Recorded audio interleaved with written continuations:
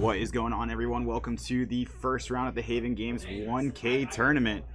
This is a massive tournament. We have at least almost 30 players, I think. So we're going to have a 5-round cut to top 8 tournament. We're starting off round number 1 with two pretty fast heroes. Starting round number 1, we have Kano, Elijah on Kano, who did just qualify for Nationals. Congrats to him. And then we have Martin as well, another local player close to us. Haven't gotten to see Martin play too much. Hey Bagel, welcome. Thank you guys. Let's go, Elijah. Yeah, round number 1. Let's go. Muck Duck in the chat. Glad to see you guys out here. Glad to be casting for you.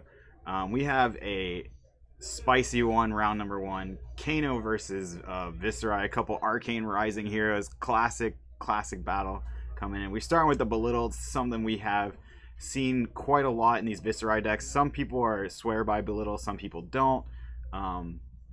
I think Belittle is quite a strong card. We're starting with the Minnowism. I've just been so used to saying we're starting Belittle. We're just going straight into Minnowism, into a yellow Belittle. No reveal. Not going to search for that extra Minnowism. 5 damage coming in. Elijah going to take it.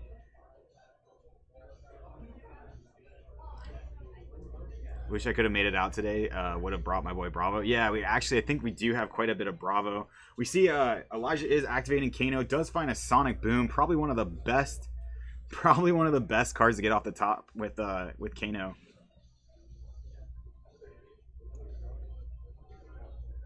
Sonic Boom, one of those really powerful cards. Still one of the original Majestics for Wizard. Coming in for 3 damage. Once you cast it, will come in for 3 damage before any buffs. Has an extra on-hit effect where any amount of damage that it does, you reveal the top card, you may banish it off the top of your deck, and you can play it for X less cost, where X is the amount of damage, arcane damage dealt by Sonic Boom. So it's kind of one of those big, you want to block it if you can. I think Martin only has available to him, I think he actually has 3 Null Rune available to him between actually I don't know if that chest piece, I don't think it actually has Arcane Barrier. Just the helmet and the gloves then for Arcane Barrier 2. Not the card you want to see off the top there, just a blue coming in for 1. It's kind of a lot of decks will use this card as pretty much like a pitch marker if they are pitch stacking. It is another blue, not something you really want to hit.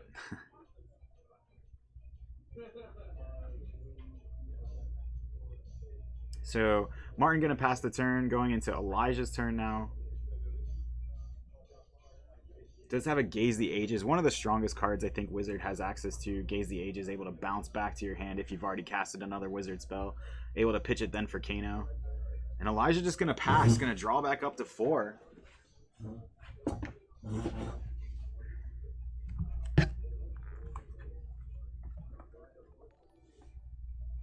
Mick Heatley just subbed. Thank you so much for that. Thank you. Yeah, it's a big tournament we got going on, and glad to have you guys watching. It's awesome that you just subbed, man. Thank you so much. But so I guess we're gonna pass back to Martin. Does get first priority here. You do kind of want to hold on to some resources. You don't want to get crisped up by Kano too much. How's everyone doing out there? You excited to watch some Flesh and Blood? You know, it's kind of sad we don't get to. You know, a lot of the big tournaments haven't been casted, and I'm glad to be able to bring you guys some Flesh and Blood, some competitive Flesh and Blood. You know, a lot of good players here today, so hopefully a lot of good matches. Hopefully they play out top 8. It is a cash tournament, so I know typically those do get split quite often, but we definitely at least have 5 rounds of Swiss to you. That 5th round is going to be pretty much like a playoff in a way. We're going to try to find a win and in, but back to the tournament, or back to the round here. We're looking at Martin trying to decide exactly what to do. Another Belittle. How many out of owners? Not sure the question. Areku. How many out of owners? Out of towners? Out of towners. Got it. Okay. Actually a good amount. You know, I think we have a couple of the Jacksonville crew here. We do have Elijah. We do have a good amount. I'd have to get probably like, I want to say about 10 or so, maybe more. Jimmy Lee is here. You know, couple good players from out of town. Elijah going to take the 3 from the Belittle, not really too worried about it. 3 damage is kind of inconsequential. You know, Kano can just come out of nowhere, just kind of win the game. We are going to pitch. Are we going to actually go find another Minnowism here? We are going to go find another Minnowism. Yeah, good amount from Tampa for sure.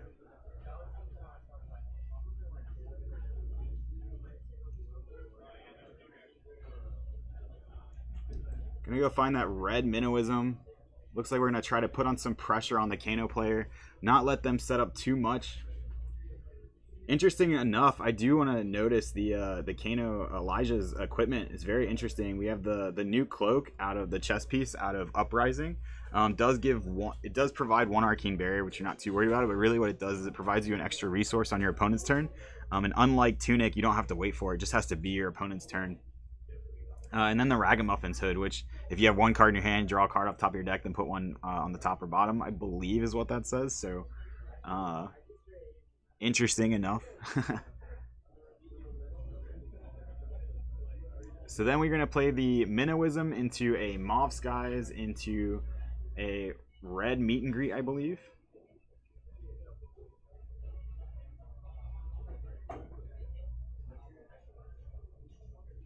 Actually looks like a blue Meet and Greet. So we are going to make another Rune Chant off the back of this. So it does look like if this is the blue Meet and Greet, I believe this will be 5 physical damage. Go again with a Rune Chant behind it.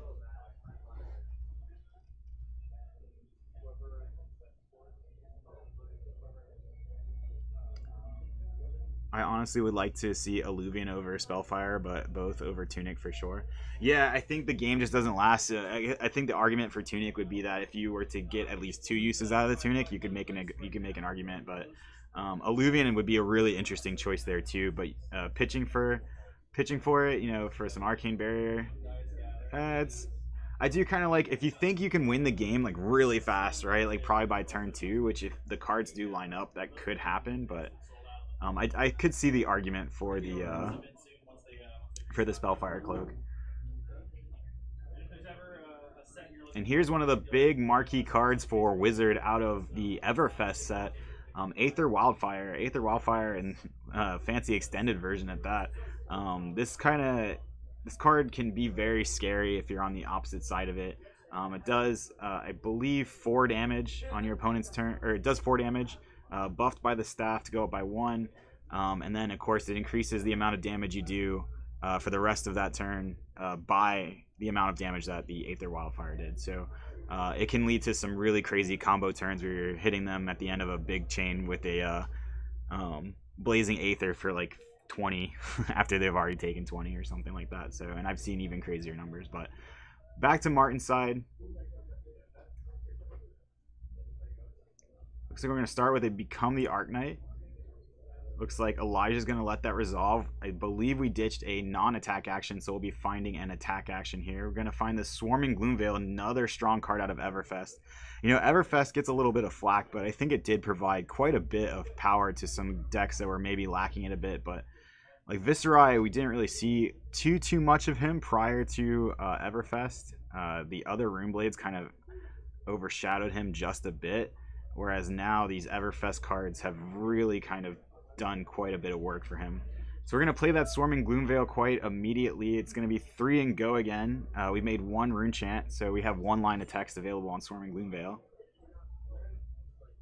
Elijah going to take it. Now the health differential is 31 to 11, but again, that could just change at any moment. We are going to close the chain here. We're going to play a Revel in Runeblood, another strong card out of Everfest. It's going to create 4 Rune Chants from itself, 1 from Viserai, so 5 Rune Chants total. So we're coming in for 6 Rune Chants and 2 Arcane from the Sword and 2 Physical. So 6, 2, and 2, threatening 10 damage. Now, funny enough, we're still not threatening lethal on Elijah. He actually is going to take it, go down to 1, get an extra turn. Not an extra turn like not time walking or anything, but just another turn where you don't have to block with any cards in your hand. So as Martin passes priority, we are going to see Elijah crack the boots to give himself the ability to play the next non-attack action as though it were an instant.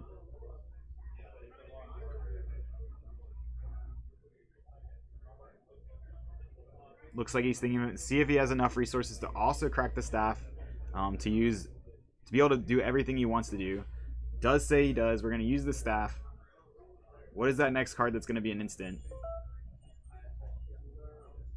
Pitch the Emeritus Scolding. And here we go. The Aether Wildfire, buffed by the staff and buffed by the gloves. So I believe this is coming in for 6 damage. And then we're going to activate Kano, and on the stack, we're going to Ragamuffin's Hood before the Kano resolves. That leaves us with 1 card in hand, so we're going to Ragamuffin's Hood, draw a card.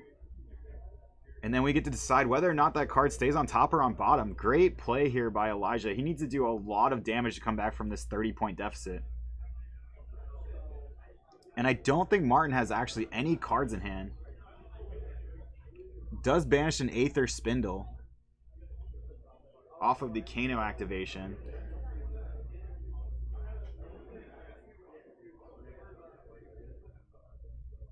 So yeah, 6 damage, and then that Aether Spindle will be buffed by 6. Goes down to 25. We're going to pitch another blue into the Aether Spindle, buffed by 6. And then he's actually able to use the gloves on top, I believe.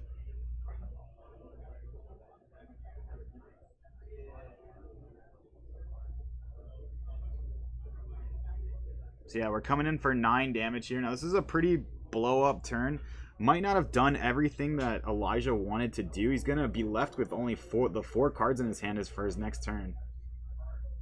Now, of course, he does get to... Aether Spindle is going to hit for 9. He does get to pick pretty much the exact 9 cards. So he's going to pick the 4 cards he wants to draw.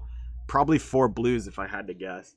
And then he gets to... If the cards are there for him to set up for the OTK... Well, not really an OTK, but for the kill next turn.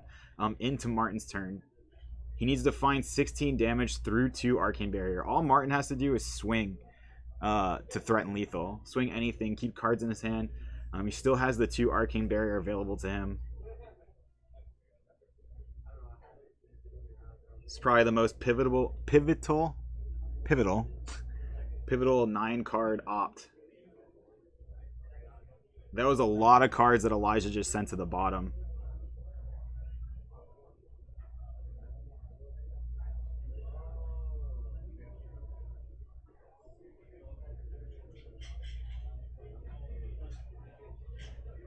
I think Martin's going to let him re-opt these cards.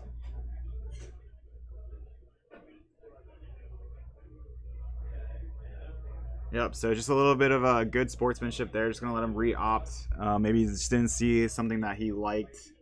Just wants to make sure he sets it up properly. I think we have plenty of time actually left in the round, so this probably will be decided by the next turn, no matter what.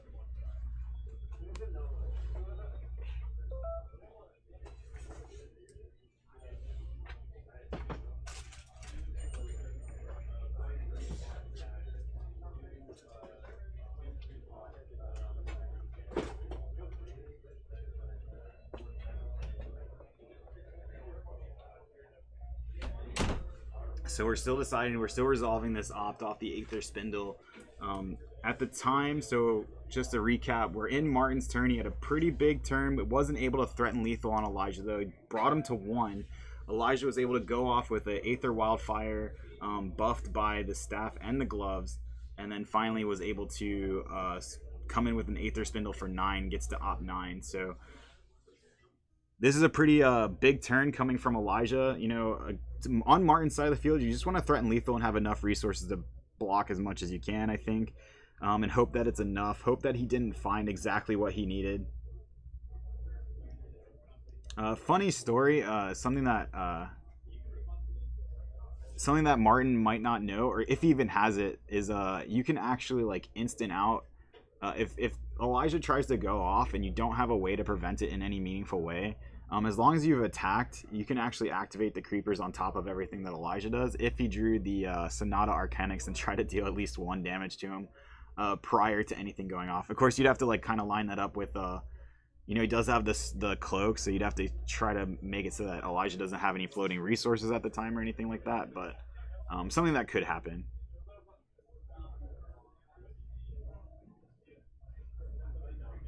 I don't see a really strong hand in Martin. Like, I think Martin's hand is really not that strong. I think if I'm him, I might just come in with that meet and greet, threaten some lethal over a 2-card block, and make Elijah have it. We do see a lot of blues, I think. I think at least a blue become the Arc Knight.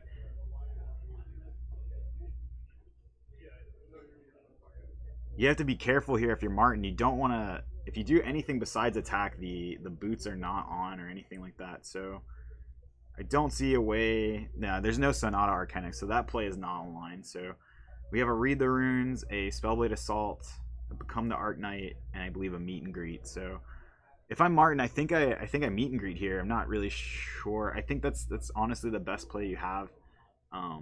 Probably just Meet and Greet into nothing else really. Just Meet and Greet, see if it's enough. But if you play the Become the Arc Knight, you're opening yourself up. You have one less blue in hand. It is something to think about though. You could maybe, you don't have a lot of Go Again in this hand. The Meet and Greet is not turned on with Go Again because you have no way to deal Arcane. So if Elijah were to block, then you just give him a free turn anyway. So that's another thing you have to consider. Elijah doesn't necessarily have to go off this turn if Martin doesn't have a way to really threaten lethal. So comes in with Meet and Greet. There's no arcane damage or anything. He could... No, I just really don't see a way for Martin to really threaten as much damage as he wants to without opening himself up to some Kano shenanigans, especially after a big Op 9.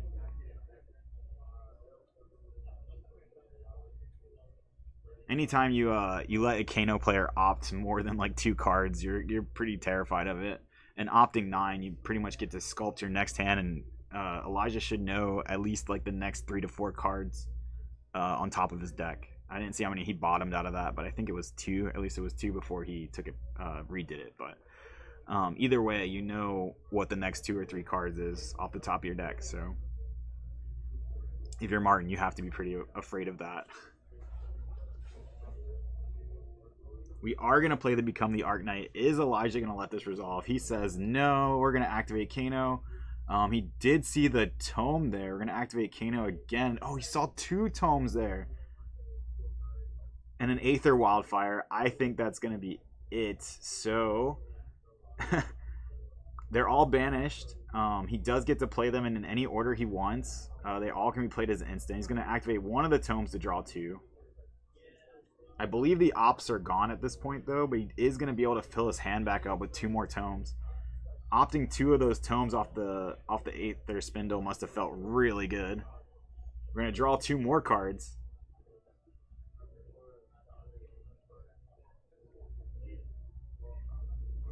So Elijah needs to be able to do 16 here if he wants to really make use out of that big opt. Now remember, he already cracked boots on the last turn. Those are not available to him, and I don't see any way to play another card as an instant at this point. Aether Wildfire going to be coming in for 5 damage.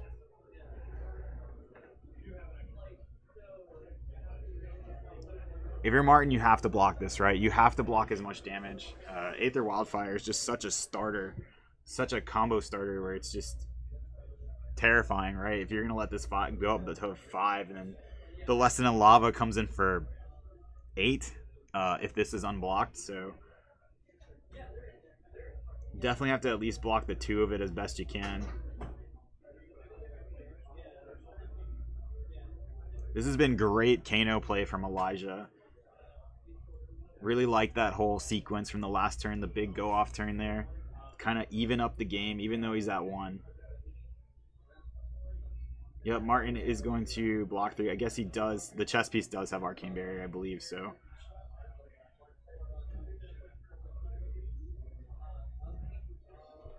So now we have the Lessons in Lava for 6. Lessons in Lava is another insane card for this point in time. Lessons in Lava says however much damage it does, you can search for a wizard non-attack, put it on top of your deck based on however much damage the Lessons in Lava actually did. So I'd have to assume that we're going to see a Blazing Aether come off the top of this Lessons in Lava.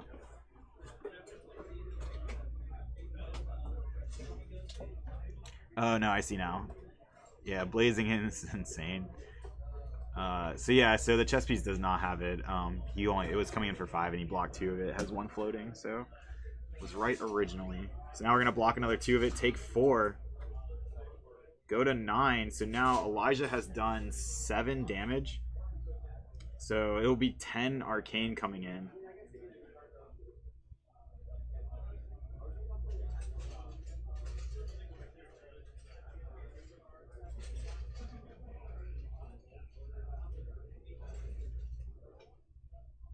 Yeah, Blazing is just game here. I think it's going to come in for a base of 7 and then be buffed by the Aether Wildfire itself. So Martin just giving that a good read. This has been quite a game from him. You know, no big misplays or anything. Nothing to say about that. Just kind of the really big Kano turn just kind of does that. So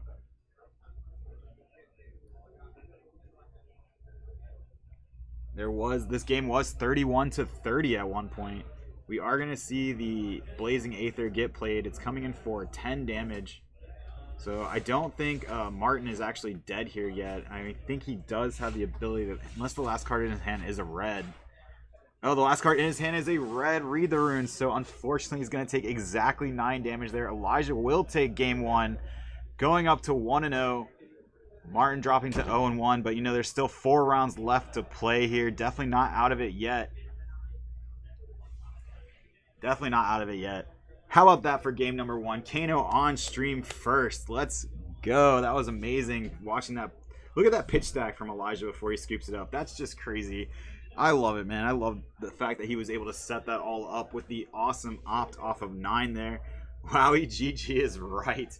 Unfortunately, Martin not able to pay enough for that Arcane Barrier. You know, maybe Arcane Barrier 3 actually saves him there. Galaxy Gaming saying hot. Thanks for stopping by. Elijah does move up to 1-0 in this big 1K tournament. If you guys haven't already, make sure you share the stream. Make sure you sub, like, all that good stuff. Make sure you hang out with us all day long. We have 4 more rounds at least of Fab. Don't like to read the runes versus Kano. Yeah, I'd probably say the same thing. It's a little slow, but unfortunately, it did come up that it just was another red. I think any other card there probably still doesn't work out if it was like a red attack or anything like that. So good job on Martin. You know, not a bad game getting the Kano player to 1. I think if he was able to just find that 1 more damage, make the Kano block just like 1 turn earlier. GG Elijah, let's go. Yeah, good job Elijah. He's been a pretty awesome player in Florida for quite a while, and glad to have him here. Glad to have the turnout today. I'm glad to have the turnout out there. You guys make sure you stick around and share this around. We have more rounds coming. I'll try to find some interesting matchups before we get to some big win-and-ins in like rounds 3, 4, or 5. Let me know what you want to see. I think there is a Levi here. Try to find see how well that's doing. We have Bronson on. Bronson showed up today. Good look to Bronson. He's actually playing Icelander. Maybe we'll have him on stream next. Hopefully he wins this first match. So that all being said, stick around. Make sure Evan is playing. I think he's playing Bravo. So make sure you stick around. I'm going to send this to the Be Right Back screen. We'll be right back with round number 2.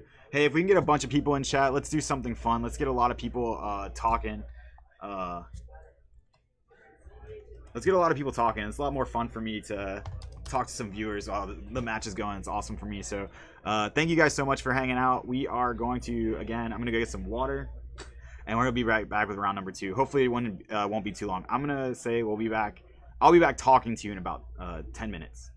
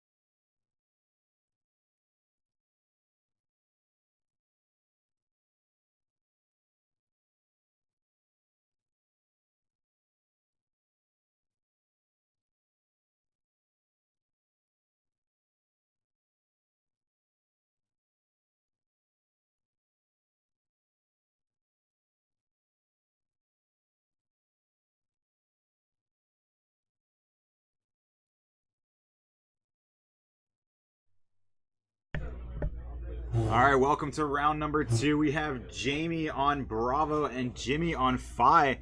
Something I'm not used to really seeing is actually seeing Jimmy Lee on something other than Bolton. I know he was a Bolton truther for a long time, long time.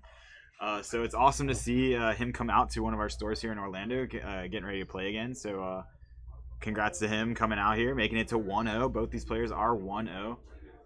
Bravo, look at Jamie's Bravo. That is one of those sick Marvel Bravos that the foreign language got in their black label history pack. Looks like we have the roll off still going here. So gonna get to see who goes first. Didn't see who won that roll off, but yeah, look at that awesome Bravo. So it's gonna be interesting to see exactly how Jamie wants to approach this matchup. Is he gonna play more defensively? Is he gonna play more kind of disruption? Phi definitely able to, come in for so much damage. Phi's kind of the boogeyman of the format right now. Do you see he's going to start with that Phoenix Flame? The glare, unfortunately, just on that one piece of the mat. That card is a Phoenix Flame above Jimmy's deck. Interesting enough, Jamie, we're going to look at that equipment. He's got that Mask of Momentum, not going with the Mask of Momentum, not going with the Mask of the Pouncing Links. That Bravo is marvelous. Yes, it is. Thank you for that. And he's going with Shuko. He's going with funny enough, he's going with the Flame Scale Furnace. Looks like just get a little bit more block value. And then, of course, the good old Snapdragon Scalers. Those Snapdragons have been quite a good card for so long. And it looks like Jamie actually won the roll-off, so we are going to see him go first. How aggressive does he plan to be in this? Looks like he's going to activate that Bravo. Give the next attack that costs 3 or more Dominate. Coming in with a Crush the Weak, I believe. So the Crush the Weak is an interesting attack. Stubby's still around this event as well, right? No early enforcement of the ban. Not that I heard of. Nothing like that. He definitely... Stubby's should have been legal for this match. Stubby's doesn't get banned until 2 days from now. So actually, we see a Sink Below... Sink Below coming in. Something you don't see in a lot of Phi decks, but it looks like it put in a little bit of work there, making sure he doesn't get crushed. Jimmy not choosing... of course, he still has the... it was dominated, so Jimmy couldn't have even blocked with another card if he wanted to, but... Didn't choose to block with any armor, of course, but was able to get around that crush effect.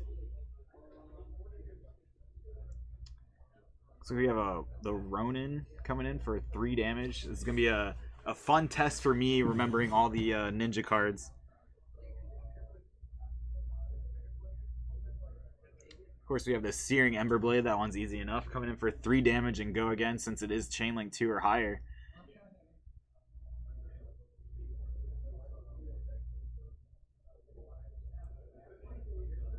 Did not expect that sync. I didn't expect it either at all. Then we have the Phoenix Flame. Looks like Jimmy, we have a lot of bling on this table right now. We have the Marvel Bravo. We have the Marvel Phoenix Flames. This is getting kind of crazy over here. I think the Phi and the Searing Emberblade are cold foil as well. Jamie actually has the 4 block for the Rising Resentment, and then we actually have the Crane Dance, I believe, coming in for 3 damage. Quite a wide turn. Jamie did take quite a bit of damage already through blocks. Just blocked with 1 card, just the Sink Below so far.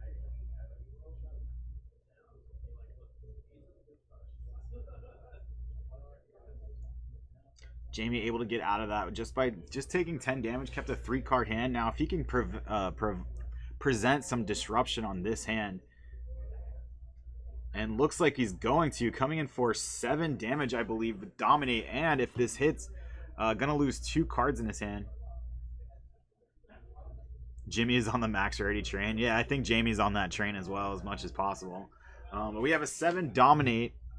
7 Dominate. Jimmy will have to discard 2 cards if this even touches him at all. Does even a single point of damage. Not a crush effect or anything like that.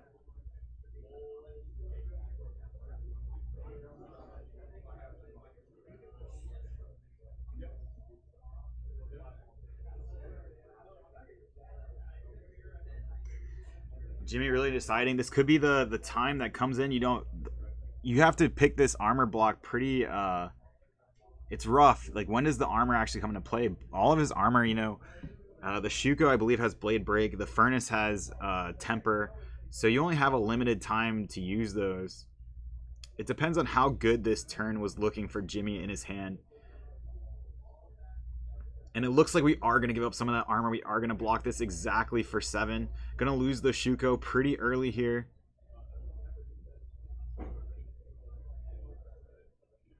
Going to lose the Shuko. Going to lose 1 block on the chess piece. That is what that chess piece is there for.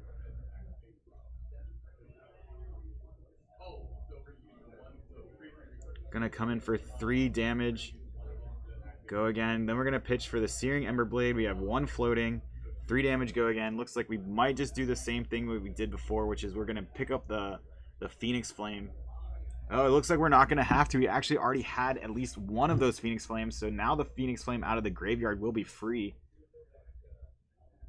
Jamie actually blocking with a pummel here. It looks like his turn wasn't exactly something that Jamie wanted to, you know, doesn't want to turn on the Mask of Momentum as best he can. He's already down 10 life. And this is Assault the Wound for 3 damage. Not the craziest Assault the Wound I've ever seen. But it looks like if I'm Jimmy, I am going to pick up that Phoenix Flame. Even though the Assault the Wound doesn't have Go Again. Going to Arsenal it. That way we have 1 in Grave, 1 in the Arsenal. Pretty strong turn coming up from him next turn.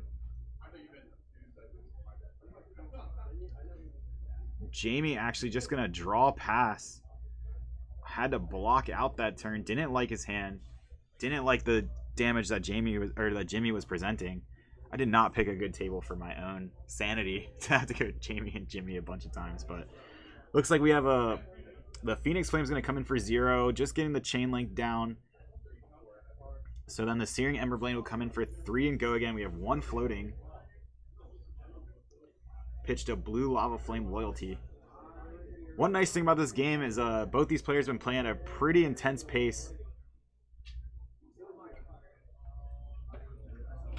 Gonna activate the Phi, pick up the other Phoenix Flame, play the Phoenix Flame for 1 damage and go again.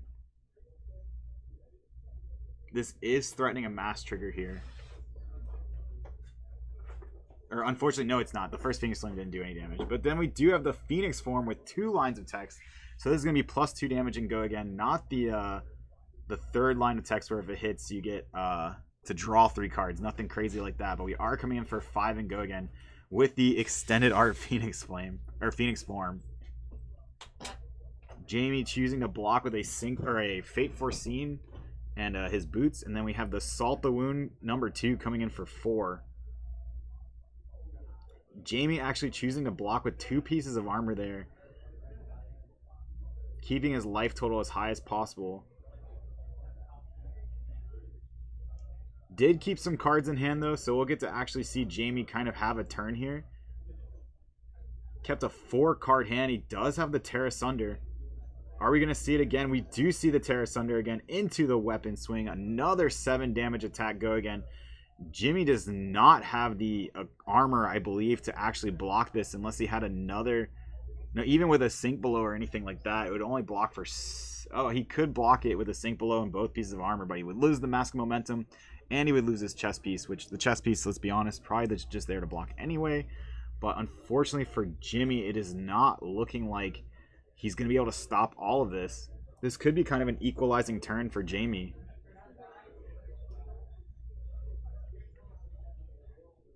And yeah, we're just going to take all 7. We're going to lose 2 cards. He does get to pick. You know, it's not like it's not random like Crippling Crush. Jimmy gets to pick the 2 cards he wants this card. He's going to obviously pick the Phoenix Flame. And then I think he picked a Belittle there, so. Jamie is going to go into his next turn with an Arsenal card that does actually help him kind of bring back some of the tempo. I see a defense reaction.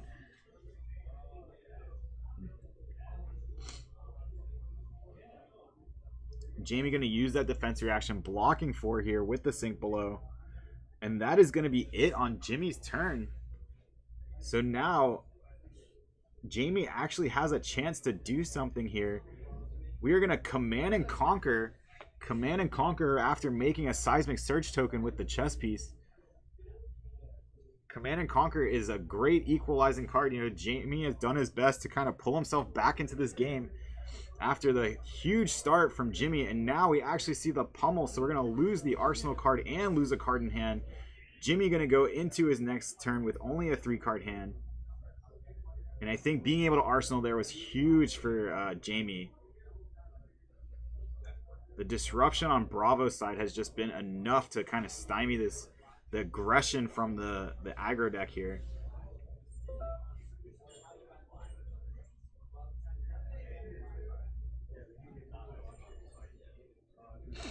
Jimmy coming in with 3 damage and go again, once again.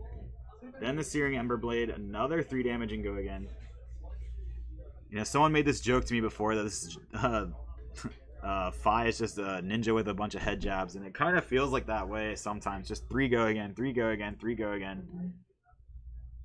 We're going to use the last resource floating, grab one of the Phoenix Flames, play the Phoenix Flame, coming in for 1, block it for 1, deny mask. And Jamie once again kept a 4-card hand. If this hand is enough to actually gain him the lead, that could be pretty huge. I think we're going to see... Are we going to see the Crippling Crush? Pitch a blue. No Crippling Crush this turn. We're just going to see a Crush the Week. However, it is dominated.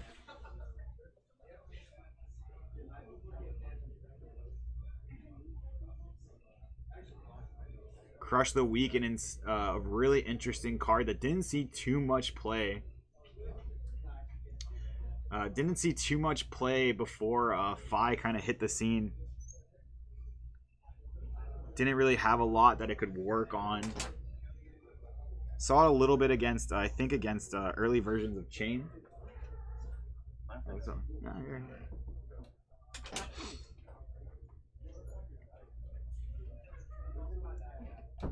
This card is actually really terrifying if you're Fi. Not being able to play any of your 3 base attacks kind of is a big deal.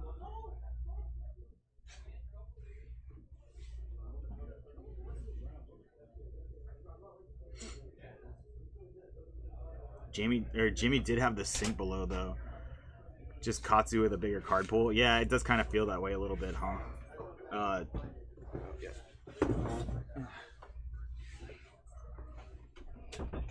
What's going on, everyone? I am joined by none other than RTN winner Tom from Florida. How you doing, Tom?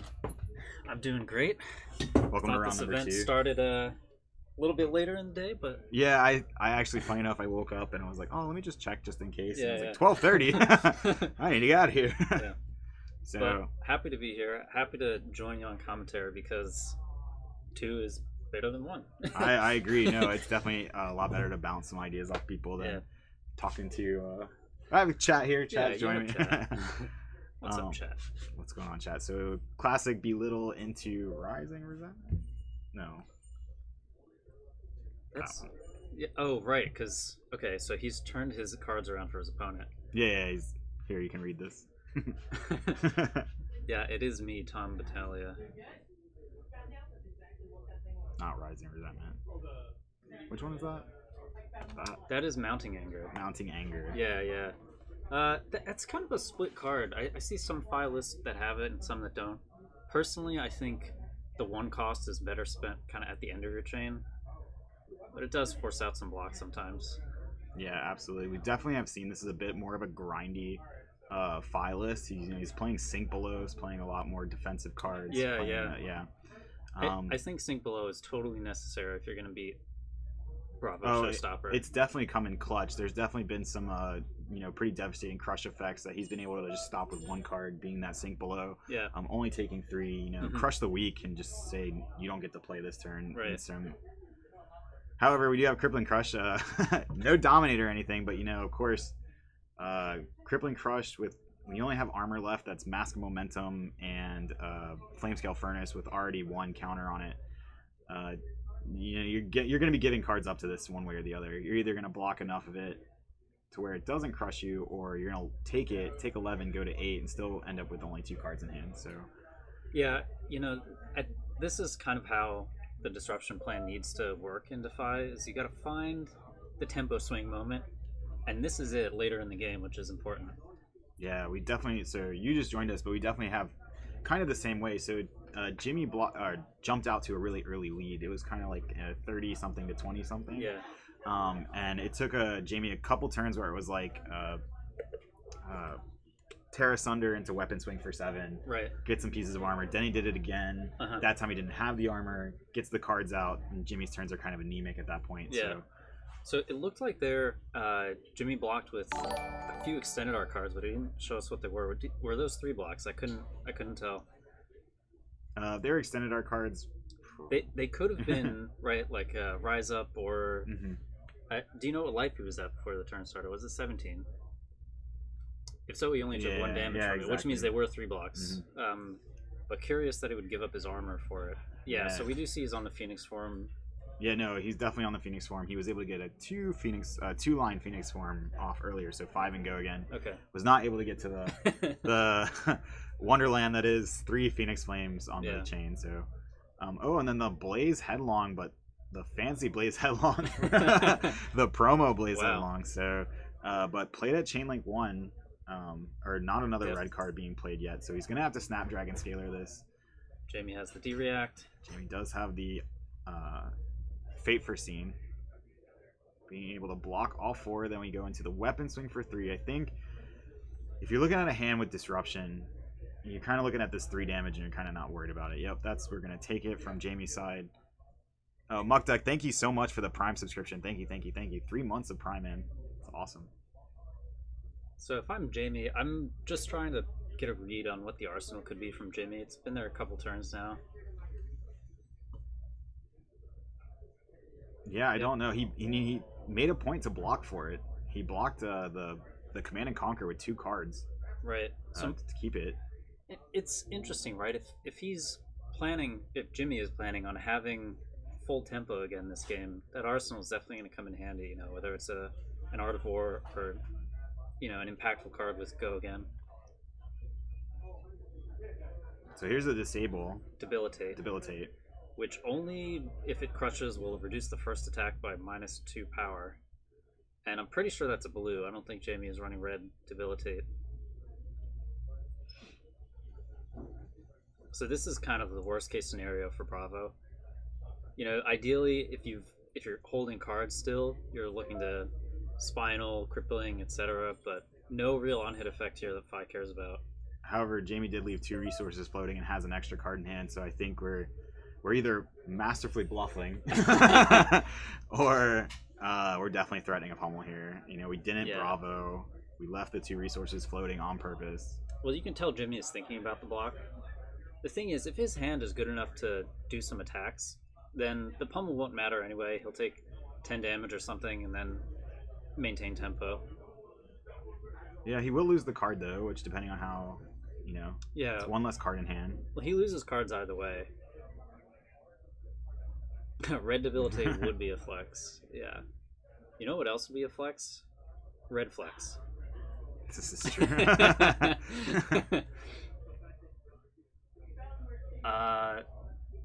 Looks like something out of Arsenal just happened. So it has to be a sync below then. Yeah. And so the pummel comes out from Jamie. Yeah, so red pummel coming in for 10 damage. Looks like Jimmy's gonna take 6 of it.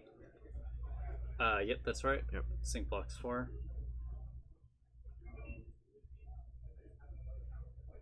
So Jamie was also able to make a surge that turn, pitching 2 blues.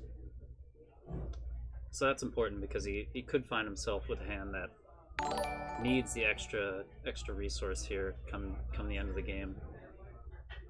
Hey, too much time too. Thank you so much for the follow. Thank you.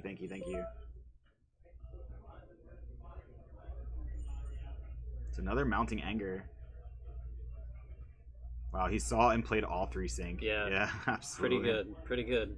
You're drawing cards off mask and you're syncing below the other 2, so you just a little bit of filtration there, get through the deck a little bit faster. Yeah. Jamie takes 2 because the crush was active. So if you're not worried about a reaction here, you actually could even, depending on what Jamie's hand is. Yeah, I think it makes sense to do the block just because if Phoenix Flame is coming. If Jimmy had, say, a head jab in hand. Yeah, absolutely. then you're kind of Kadachi locked the rest Yeah, of the game, exactly. right? So. Oh, and But he's instead, got we it. just have a crippling crush. Give me some cards, man. Yeah, that surge really coming in handy. Yeah, able to Surge was able to make it so that he could block with a card and only have to have the other two cards to pitch. Yep.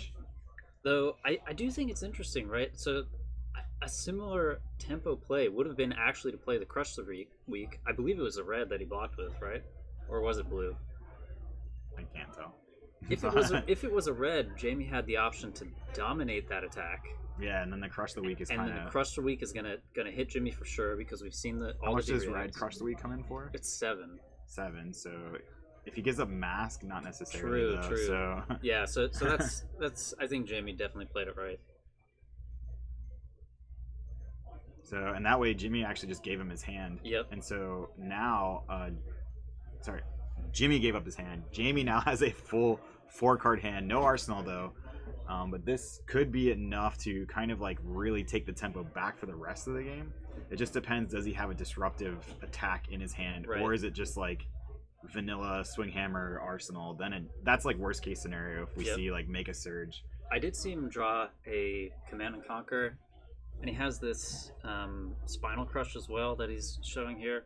I'm sure he would have liked to see that Command and Conquer with a little side of pummel. I think so, but depending on the other attacks in his hand, he has some flexibility. He still has a Crater Fist sitting around, which might be important as the 1 life, but could also do a +2 on one of his crush effects if he has the resources. And I think the most disruptive play here, seeing his hand, is probably the Command and Conquer, which is unfortunate because he's going to hold 2 cards just to throw the CNC. Definitely considering his options.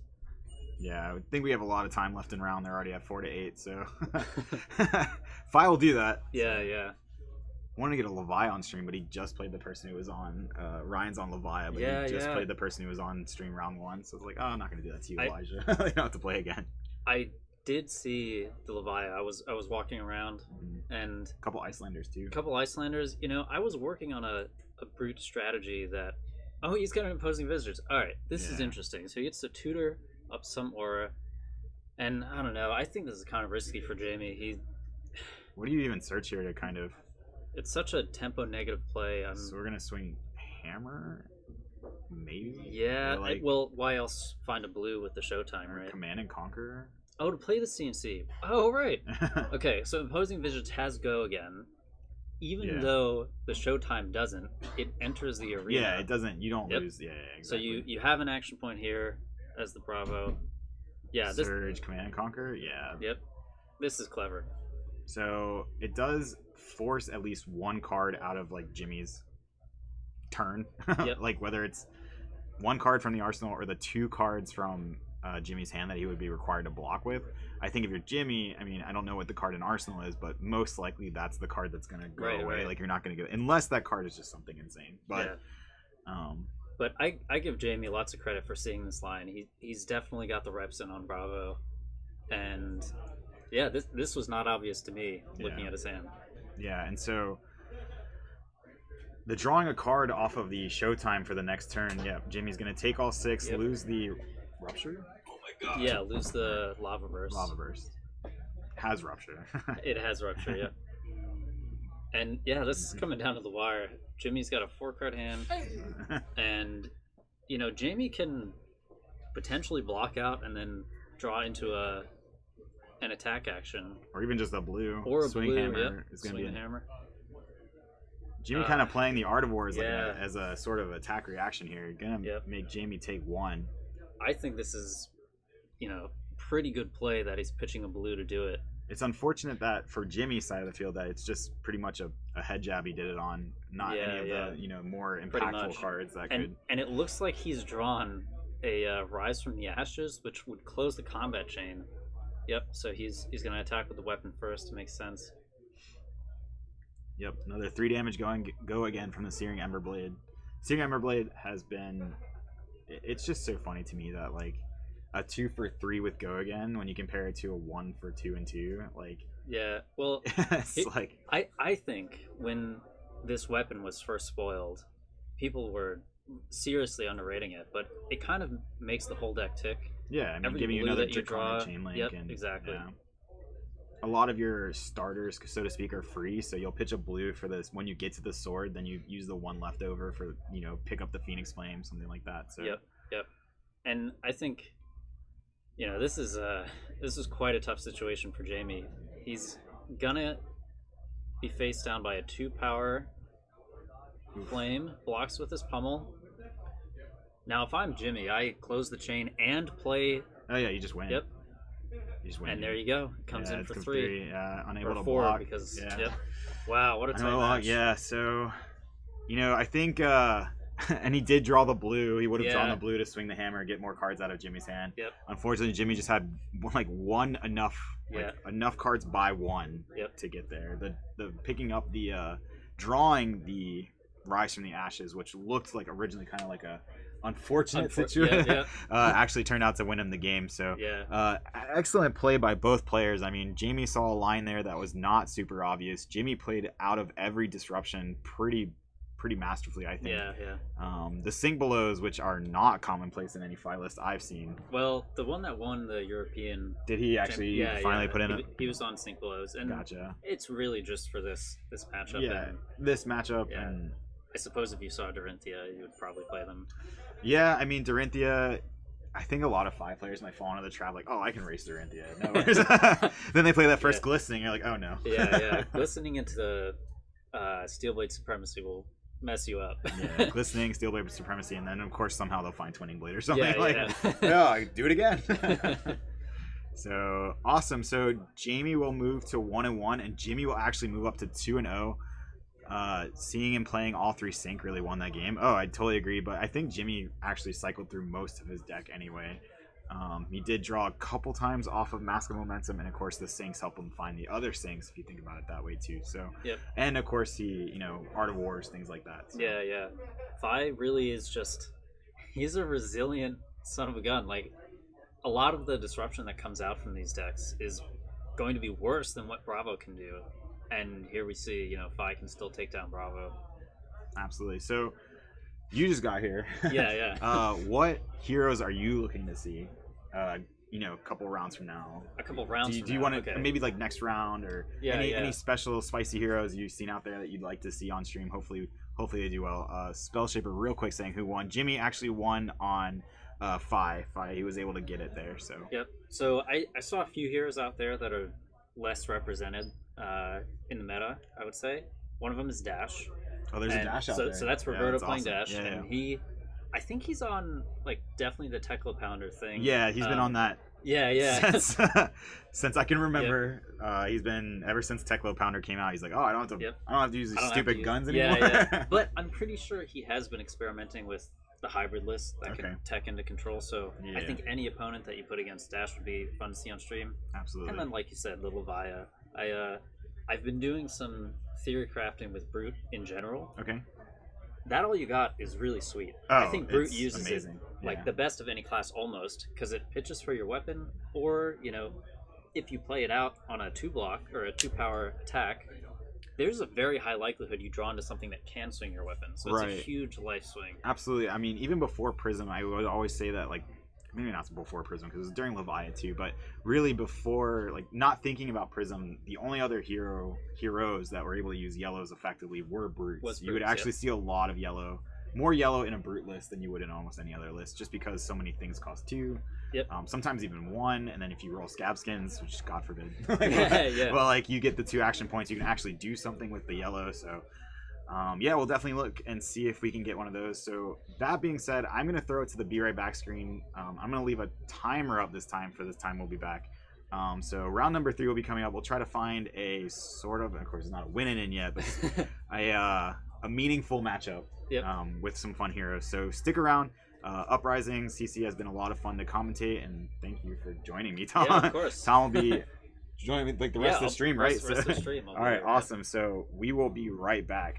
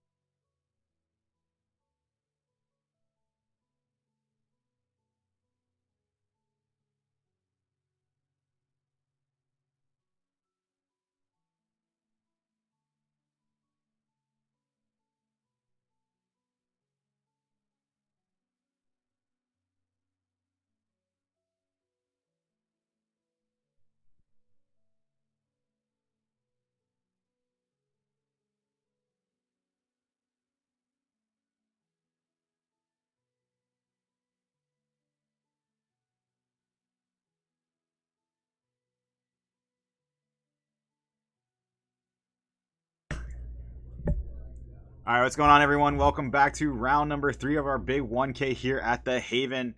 We have a pretty spicy one for you. We do have Fi on the left-hand side there, one more Fi player. But on the right-hand side, we have one of our local players playing Levia with Claws. Ryan, showing it up. What's your thoughts on this matchup, Tom? Okay, so I have been, I theorized a little bit last round about how this round's on me is pretty good in Brute. Yep. And I actually tried out this matchup a couple times. It wasn't against the Fi that had Master of the Pouncing Lynx, which is the predominant version at the moment. But Levia has some cool tools. She has Carrion Husk. She can obviously play all of these defense reactions, including this round's on me. And because Fi is so poor at blocking, you really only need like one good Blood Rush Bella's turn to get him into the "oh, I'm blocking now" phase. Yeah, absolutely. And I've made this joke so many times about playing Ryan on Levia. There have been so many times where I'm playing against Ryan when he's on Levia where I'm just sitting there like, this feels unfair. I feel like I'm behind the whole time, and then I look up from the table, and Ryan actually is he starting with a Scabskins rule? Yeah, he actually did. Well, I mean, he netted one, but what's interesting? Giving me that life counter. I saw him flash a Blood Rush in his hands there, so maybe he was thinking that he'd find a way to get in an arsenal here and do something else with his hand. Yeah, I don't know. Or he just doesn't have the 6 power, which would be pretty unfortunate. This is kind of the trick with Levia, though, is you really do need to set up a little bit in the early game. Get your 6s in the grave so that when you do play Blood Debt attack actions, you don't start killing yourself immediately. So we actually see he's going to hit the Dread Screamer. Probably the card he wanted to keep a little bit. You know, Dread Screamer is really strong, but Blood Rush Bell is gonna believe. What does it say? It's like you get +2 on all your brute attacks. Yep. And an extra action point, I think. No, you draw 2 cards. After you discard the 6 power. So the 6 power discard also gave his claws go again. So it's actually not too bad that he discarded the Dread Screamer. Oh, he actually couldn't even really like make use of the Dread Screamer because he doesn't have the graveyard. Just go again. And he drew into an Endless Maw. That's amazing. So he'll be coming in for 11 on this attack, which is if he hits the 6, that is. Yeah. And he only has 3 cards in grave. Perfect. Wow. So look at this, 20 damage. All right. Yeah, so 19 damage turn 1 seems good. All right, so Levia coming out swinging. And this is kind of what I was talking about. Is like a lot of times this would happen to me against Ryan. I'd be looking down the table like I'm just blocking. I'm behind, and then Ryan will look up and says, "All right, I die." And I go like, "What do you mean?" And he's like, "I couldn't banish the 6 this turn." And I was like, "Oh, well, good game, I guess." So I don't know. So interesting to see Ryan already coming out. I mean, he's only got 1 blood debt, so I mean, he could kind of I don't want to say dirtle around, but he has some turns. He has some. That's for sure. He definitely has some turns. However, maybe. We are actually seeing the Stubby Hammers get cracked. Stubby Hammers, legal for exactly like 2 days. Yeah, like another. I was gonna try to say like 36 hours or something. Yeah.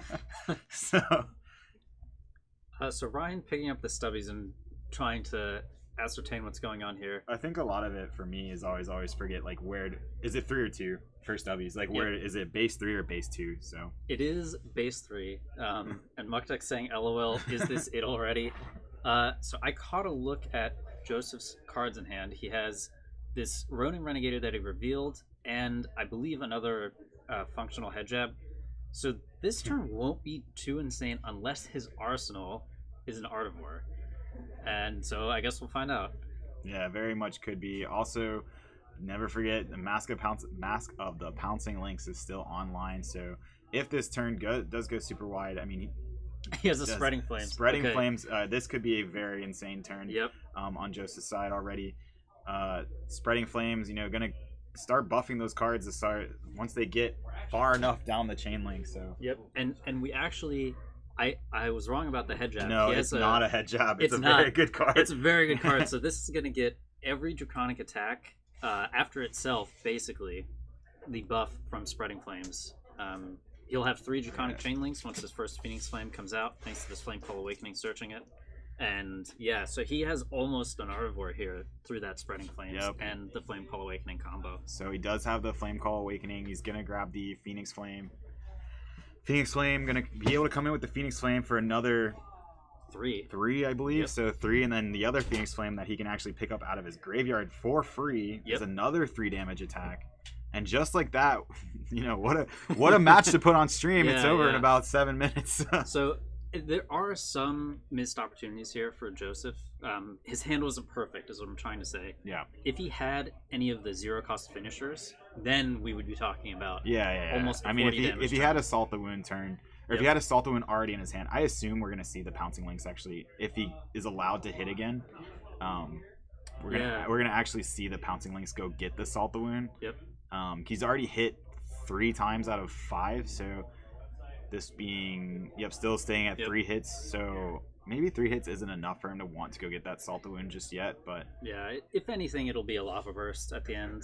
And it's a curious block from Ryan. He put two block equipments against the 3 power, knowing that the Ember Blade is definitely coming. So he just lost a life there for nothing. I think possibly he was just looking at cycling a card. Yeah. And he actually gave up the Husk. Yeah, so we're seeing Joseph, I guess, elect not to Pouncing Lynx this turn, which...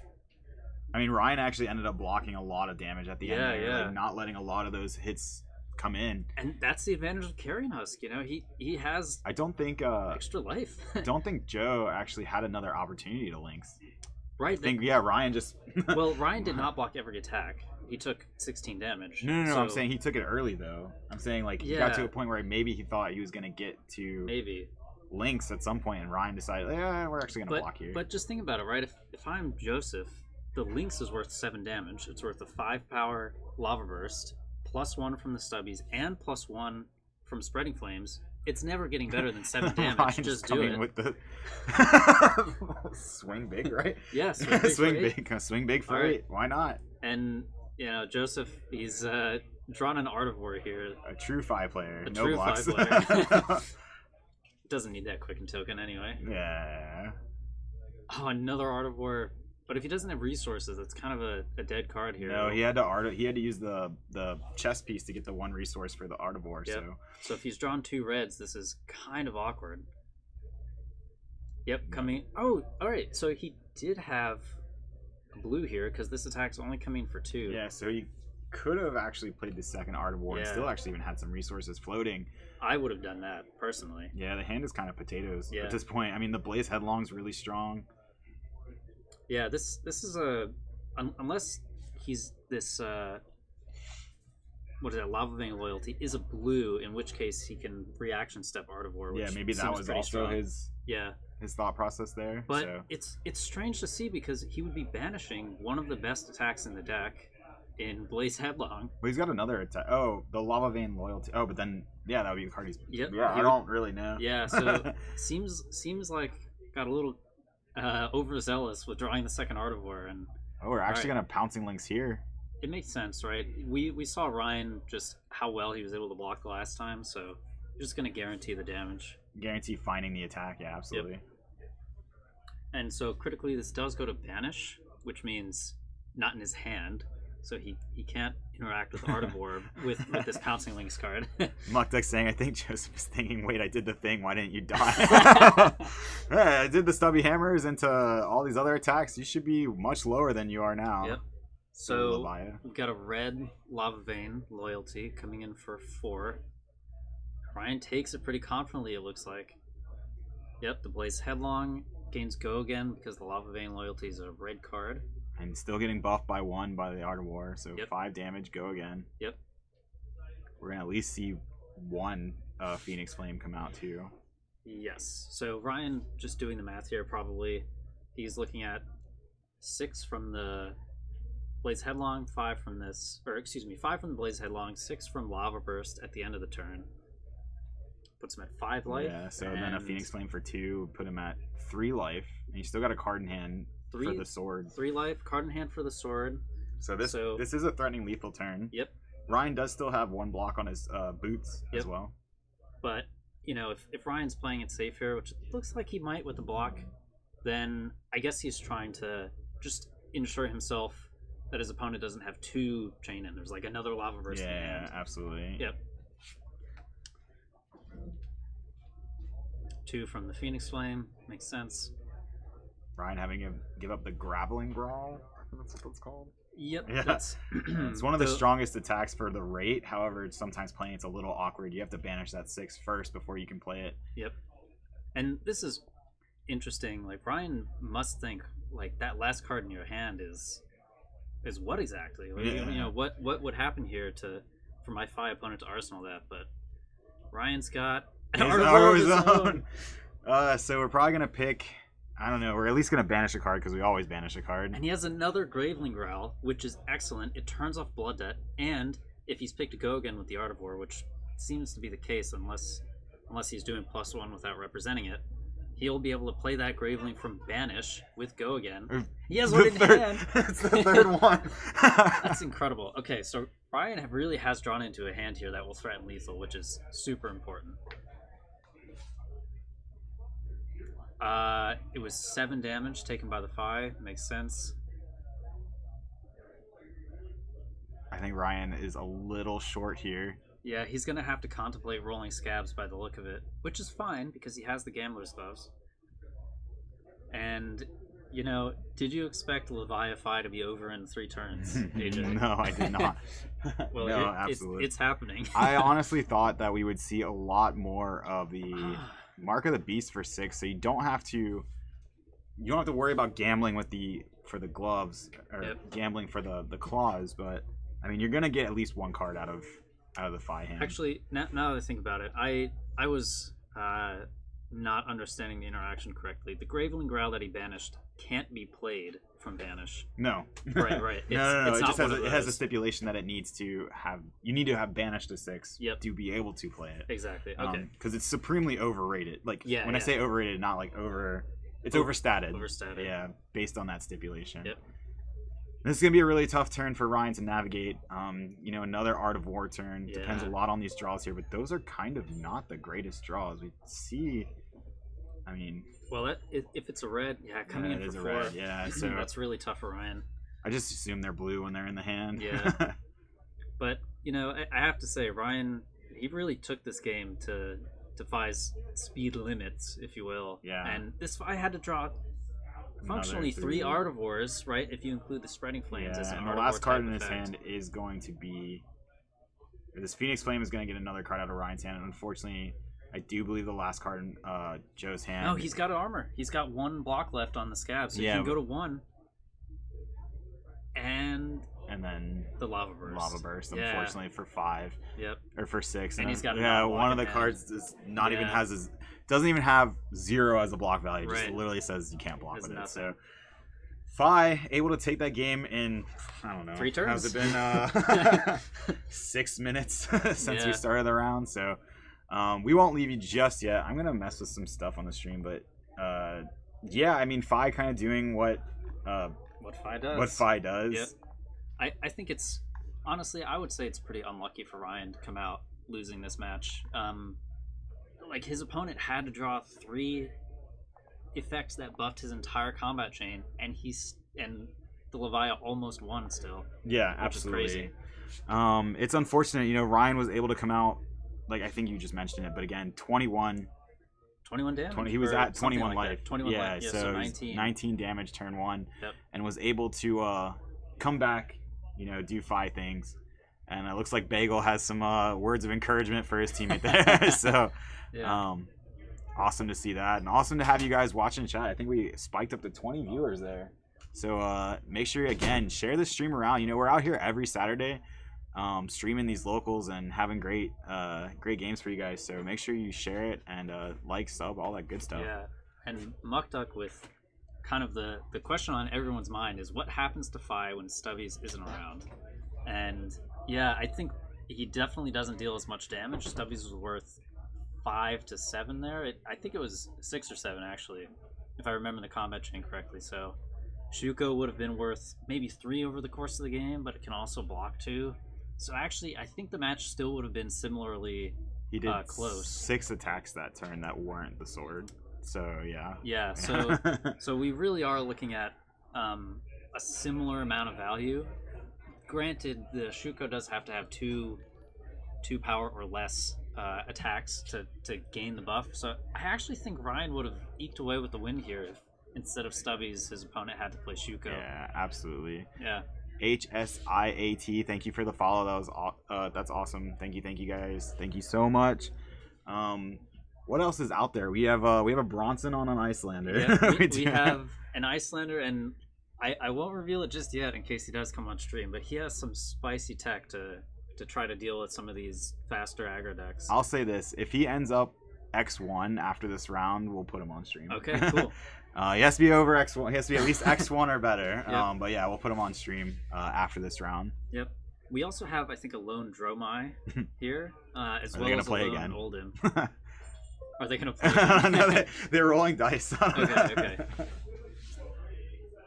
Maybe they're just playing a dice game. I have no. Yeah, it looks like it. Yeah, I could like commentate dice that. games, actually. Higher, low, higher, low, higher, low. Have you ever played Liar's Dice? I have no Do you know idea what that is? No. It's like, all right, background question. Have you seen Pirates of the Caribbean? Yes. I have.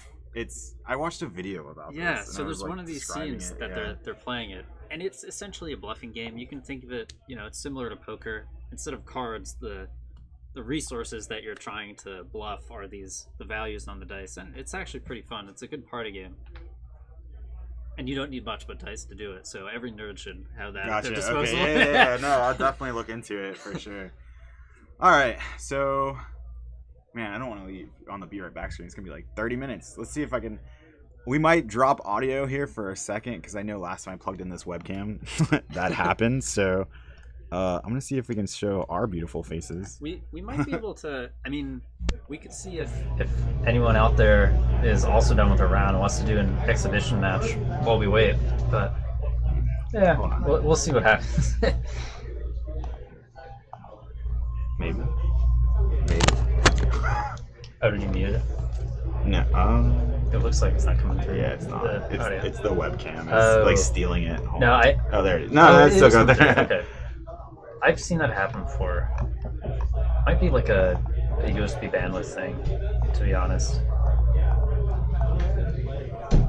Oh, there you go. There we go. Yeah. So, would you rather play Oldhim or Lexi, and why? So here, you're gonna have to scooch in. Yeah, I think Oldhim or Lexi is an interesting question because they disrupt in different ways. Lexi is like super proactive. She disrupts by not letting you have a turn, and Oldhim, he's got these ice effects that don't always happen on his opponent's turn. But you have much more control over a lot. I feel like, I don't know, I just feel like the Ice React is so much more... You have more... The Ice React is going to do its thing. It's going to steal a card out of their hand if you have it, right? So whereas like Lexi shooting the ice arrows at you, you have agency over whether or not those actually happen, right? So you can block it, you can... Like you have more knowledge of like what's going to happen. Whereas like I feel like when you're fighting Oldhim, you just assume they have the ice card in their hand. You're just So I want to think about, from say a Phi perspective, would I rather play against Lexi or Oldhim? And I think the answer is probably Oldhim.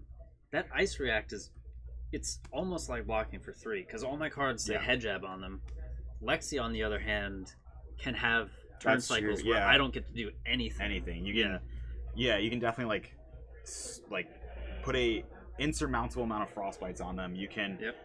Certain things, I think it's the one that's like discard a card or pay a resource. If if you see them, if you know it's like a red line deck, and you can get kind of greedy, and you can like activate the gloves, shock charmers, and you can actually trigger it like 3 times. Where triggering it 3 times, if they have a blue, they just pitch the blue, right? Right. But if they don't, then you're actually getting like multiple cards out of their hand. And even if they pitch the blue, that could be their only blue that turn. Whereas and now they going into their turn is much more anemic. So. Yeah, but so Lexi is allergic to blocking, which is like every deck in Flesh and Blood right now, almost. Except that can be problematic against Phi if he does a 30 damage turn and you're the Lexi and you say, all right, I'll go to 10, I guess. Yeah. And then you have to have tempo the rest of the game, or it's curtains. Yeah, that's also I've definitely played against Lexis where. You're struggling, you're trying to keep up in the game, you're keeping it close, you're like, this doesn't feel fair. Like Lexi's stripping cards in my hand, she's giving me frostbites, she has go again on demand almost. It just feels very like and then suddenly they'll have a turn where they go, all right, I'll rain razors, and if they play the rain razors ahead of time, the three of a kind's coming, then the three of a kind, and I've seen it so many times where they're just like pass, and I'm like, okay, wow. Like, and this is, we saw very few Lexies at the Pro Tour, but we've got quite a lot of expose on Yuki Lee Bender's deck. Right. That was taken to, I believe, a top 32, if not 64 at the Pro Tour. And that sort of deck was in a different meta, and it actually did sort of a combo thing the way we're seeing from these 5 decks, where it just tried to blow you out in one turn. I think it would be interesting to see a hybrid of that and the Ice deck, because now we're talking about not just 2 unhit arrows that do some effect, but potentially 3 or 4. You include like Bolton shots that have been played after a Chilling Ice Vein, and now we really are taking Fi's whole hand. We're hitting him for 25. Like this is a, I think that would be one of the most potent ways to do it. But it could be inconsistent. You have to draw really well to get that. Yeah, absolutely. I mean, I think that's been like the Ranger issue all along. There was early on in the chain meta, there was you look at Azalea, I know Azalea is the joke or whatever, but you look at Azalea's like cards and you're like, every card in Azalea says like good against chain. Like especially the go wide free like, Seeds of Agony chain. You're like, oh, of course Red in the Ledger is very good against that. What else? You have even if you're letting them attack, Remorseless says like, oh, you're gonna 5 seeds me, like, okay, that's 5 free damage.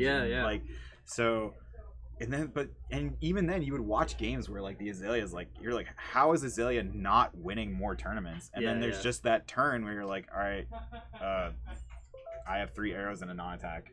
They're bad. Here, go.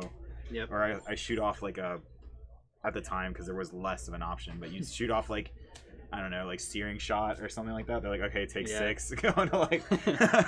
So Ranger problems aside, we have a couple chatters here. One of them is James Lockwood, a co-owner of the fine establishment we're at, asking why Adventure Co doesn't stream at his store, or at his events anyway. And I guess that is James Lockwood, right? It is. Yeah. So he's trolling confused. Us. That's what's happening. He's trolling us. I was like, we are in your store. It's like, I don't understand. But then we also have Muckduck asking, what's the best deck in the format with Stubbies now banned, and why is it Bolton? Why is it Bolton? Yeah, well, that's an ironic comment, because some versions of Bolton could run Stubbies, but now they can't. They did. None of the good ones. None of the good ones, but best deck in the format. Well, I want to entertain Bolton. You want to go? Okay. Yeah, so here's why I want to entertain Bolton, because he has a combo turn that looks a lot like Fi's, presents about 30 damage, but it does something that Fi doesn't do, which is heal. Every time he hits, reveals the top card of his deck. It's a little bit of healing. Lumina, sometimes like 2 or 3. That happens twice per hit, so he can sometimes gain 10 life. So we're talking about actually a bigger life total swing than Fi can create. Right. And maybe that's important. I think the issue specifically with, so you're talking about combo Bolton. Yeah, Saber's Bolton. Saber's Bolton. Yep. Against any of the decks that are already good against aggro, they're even better against combo Bolton. That's totally true. But let's imagine a field where all of the decks are just trying to beat the aggro decks. Okay, sure. So, you as the deck trying to beat aggro decks probably is also trying to dodge the decks that beat aggro decks, because what are you doing? Oldhim Mirrors, Oldhim against Bravo, Showstopper, like those aren't fun matches for you. Right. And of course there's still the Spectre of Prism, which for like Bolton actually beats pretty well. Oh, is she gonna LL? She's at 998.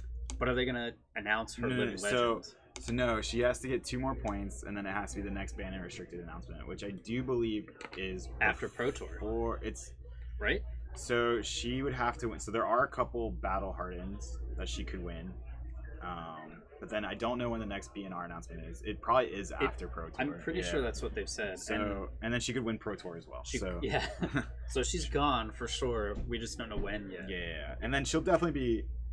Let's say she miraculously gets through the next, like, I think there's 2 battle hardens, a calling, and then Pro Tour. So she makes it to nationals. Let's say she makes it to nationals.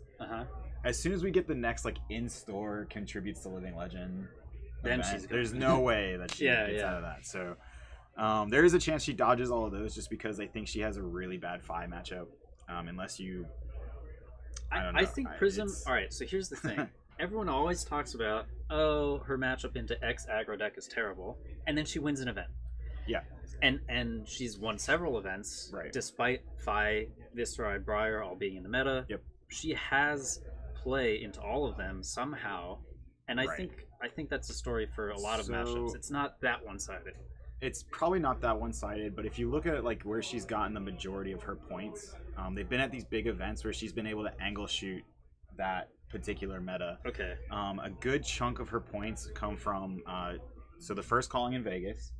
We saw Prism beat Chain. Yep. The way she beat Chain in that matchup was complete D-reacts, don't do anything. And that deck, I believe, admittedly, like almost lost to anything that wasn't Chain. It miraculously got through the mirror, which was like one of the closest mirrors I've ever seen. And then on top of that, it almost lost the Chain in the finals. Yep. I think the Chain actually misplayed. Probably could have gotten there. Yeah. So even then, so that deck was like super tuned. Oh, and also what my point was, he said he played like 11 rounds of Swiss, and I think like 9 of them were Chain. So. Right. So and that deck was like made for Chain, and that's the ultimate angle shoot. Yeah, it's not going to happen nowadays. So then you move forward and you go to the Starvo meta, and the best deck into Starvo that wasn't Starvo was Prism, or Kano, maybe some would argue. But okay, I hear you. Yeah, kinda. And even then, like maybe like Kano wasn't quite figured out yet from the EVR cards, whereas freaking Starvo was like, I threw this deck together. Yeah. So Crippling Crush, idiot. But my point is, I feel like, and that can happen even at local metas. You're like, oh, during that RTN season, or I'm sorry, ProQuest season with Starvo being in the meta, we even saw it then. That plenty of prisms. It was plenty of prisms because they were hitting into. I'm not answering that question. Yeah, plenty of prisms were. Angle shooting for Starvo. Yes. And I think that is still kind of happening now. I do understand what you're saying. I don't think you sit across from a Phi as a Prism and you go, just scoop it up. Right, like, you don't. But I do think if you're going to, if I was gambling, if I did, not knowing either player, and I just watch, there's a Prism and a Phi, and I'm going to gamble on who's going to win that game, I'm going to bet on the Phi. Of course. So, yeah. And so, all right. I want to come back to the best deck and format question, because we still haven't actually given it a straight answer to that. So what is your best deck and format? If you had to pick one. If I had to pick one, post Stubby's ban, which happens in 36 hours or whatever, I would choose Viscera. And the reason I pick him is he has a little bit of the Starvo effect. Instead of an ice, a lightning, and an earth, he reveals a shrill, a Maureen Skies, and a blue. Yeah, and you're just like, oh wow, 17 damage or whatever. That's so efficient. Yeah. If it's unblocked, the red one goes 7 plus 1 root chant plus 2 and 2 from Thorn is 12 plus 3 from say a red Mavreen, just because we're high rolling. 15 on 3 cards. Pretty nice. And not just that, but we've also seen Tariq Patel, I think in his last list, actually had Consuming Volitions. Oh, yeah. So Consuming Volition is a card that, the few times I've actually played Viscera, I don't understand. Like, I'm putting this in the deck. You're like, oh, it's not good. I'm like, it's definitely good. Yep. So, and it hasn't been good like when Viscera kind of earlier in his life cycle as a hero was the mid-range deck. Right. Because his opponents would just block his Arcane. You were actually blocking Arcane at the time. We were having this, game of Flesh and Blood where you pitch and block cards. Who'd have thought? So. Well, okay. So for this reason, I think Dorinthia is going to be a force. I do. She would be like Prism a dark LLs, horse pick.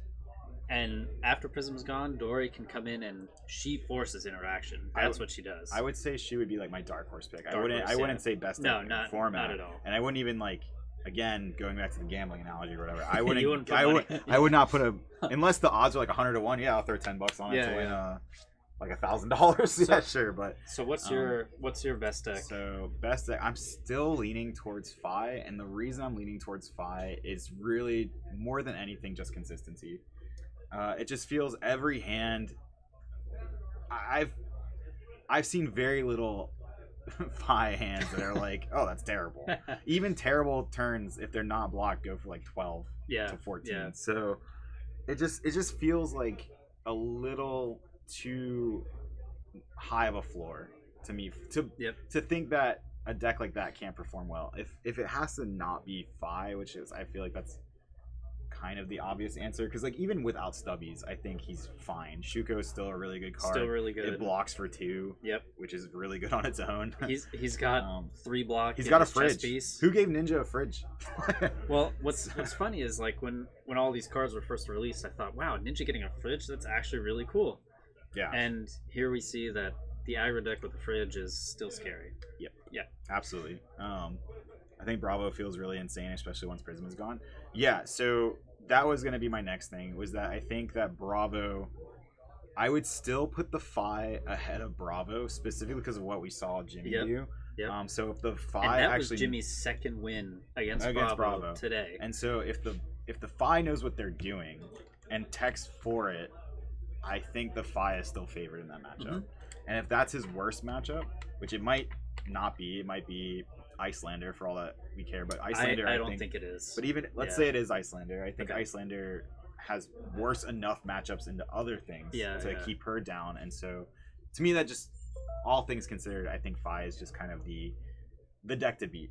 At least I think players will make the deck to beat in the sense that it will be highly represented. Yeah. And just to actually talk on Icelander a bit, because when it was revealed that Icelander would be an adult hero in Uprising, I was super excited. I had played her some in Blitz. That was a curveball for sure, too. Her play patterns are so, they are unique to Flesh and Blood. None of the other heroes do what she does. And having tested her the past, how long has the set been out? Almost 2 months, right? Something like that? Just about, yeah. Just about. I think my hot take for this format in general is that Icelander is basically Azalea tier unplayable. I don't know about that one. I think she already has Living Legend points, so that's already like a step above Azalea. Yeah. I mean, look, I will... There's no bounty to give Icelander her first Living Legend points, as we see. I don't know if you've seen it, but like on Twitter, there's like a big bounty going on. Of course. So here's why. I'll justify this. I won't just say, she's as bad as Azalea. Give me the backup. The backup is, and granted, I could just have not figured out the right way to play her, but all of the testing I've done as an aggro hero into Icelander has been that if you have a sane number of blues in your aggro deck, or you're playing Belittle, which, we know that screws over Icelander. There's so many ways. The card's terrible. Yeah. Card's terrible. Yeah. There's so many interactions where you can just present an attack action, and the Icelander's like, so I have to not take damage and try to deal damage to you. And keep a blue in my hand. And keep a blue, and you still have 3 cards in your hand. Yep. And these trades just don't go well for Icelander at all. That's a pretty good point. And she starts at lower life. I mean, it's like, there's a lot going against her. 10% health deficit, basically. Yeah. So, yeah, I get that. I definitely do. And it's hard, too, if you're LSS to balance it, because I feel like if you ever make Icelander, like, good enough, how are you going to do it? You're gonna make a toxic board state in the sense that, like, you just pass. You just can't do anything. So, actually, I think that's Icelander's biggest strength, is against slow decks, where she can set up the Frost Hex combos. I think that's her best matchup. So her best matchup is Bravo Showstopper, or maybe Oldham is a little bit better, because that combo is, you can't interact with it unless you have Thaw in your deck.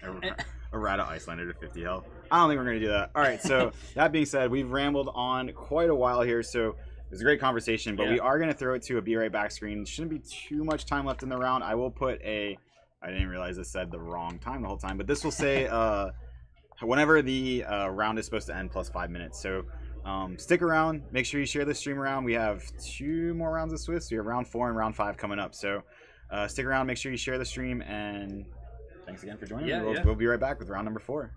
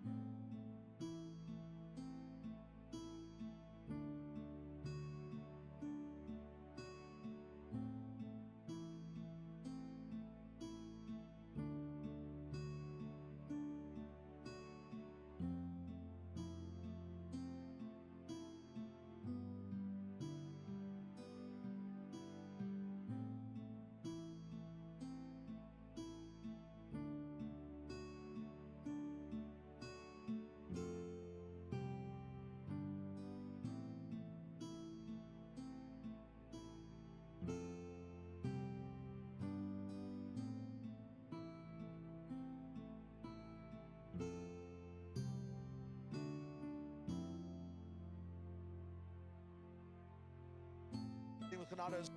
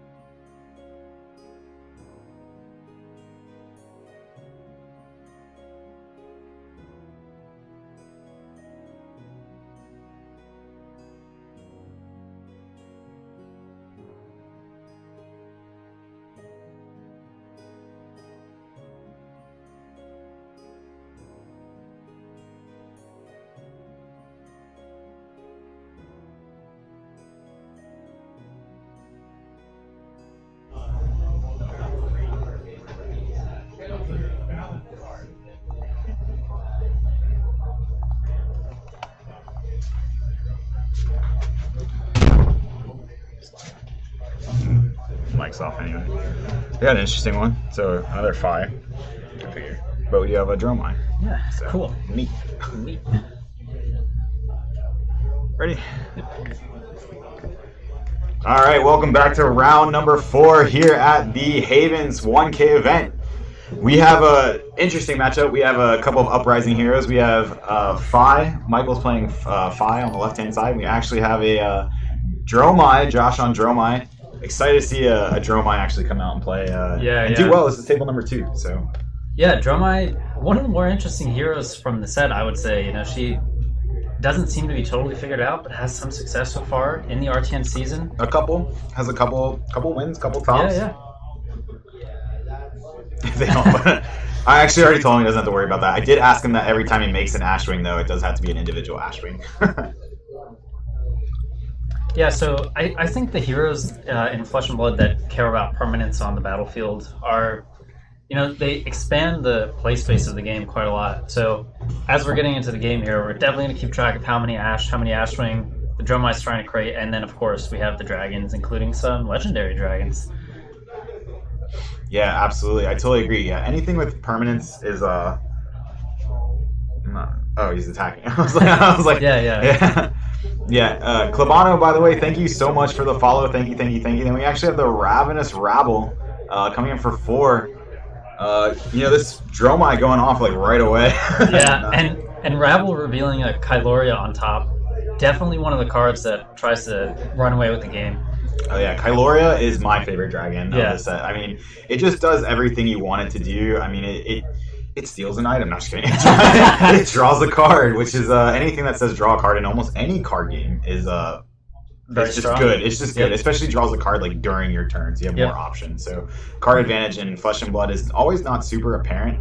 It's not like Magic where you're like, oh, I have 7 and you're at 3, right? So Yep. it's more like, oh, I'm at 3 cards in hand and I'm threatening drawing a 4th. That means I have it's like almost like exponential. Yep. Yep. So Arsenal, Sigil, love Sigil in this deck. I guess you mean Sigil of Solid. Sigil of Solid, the one that gains you life. Gain life. Yep. And it's one of the few times where I won't yell at someone for playing it on their turn. like what are you, or like playing it like not on their turn, but like a lot of times like you'll just see like people Sigil as an instant for like almost no reason. Yep. It's like you didn't need a Sigil there. So Right. but I'll burn them all too. Definitely getting some use out of the gloves here. Or I'm sorry, boots. Being able to block one, not lose the boots unless, cheeky like double razor comes out or something. Yep. So And I think what's interesting to me is the Phi. So Michael, he's got Tunic, which signifies maybe a later game strategy. Yep, absolutely. And I think Mask of Momentum sort of solidifies that as part of his plan here. And he also does have Stubby Hammers, which is an interesting choice. Maybe he's looking for a big combo turn at some point in the game, but not as early as some of the decks that are doing Mask of the Pouncing Links.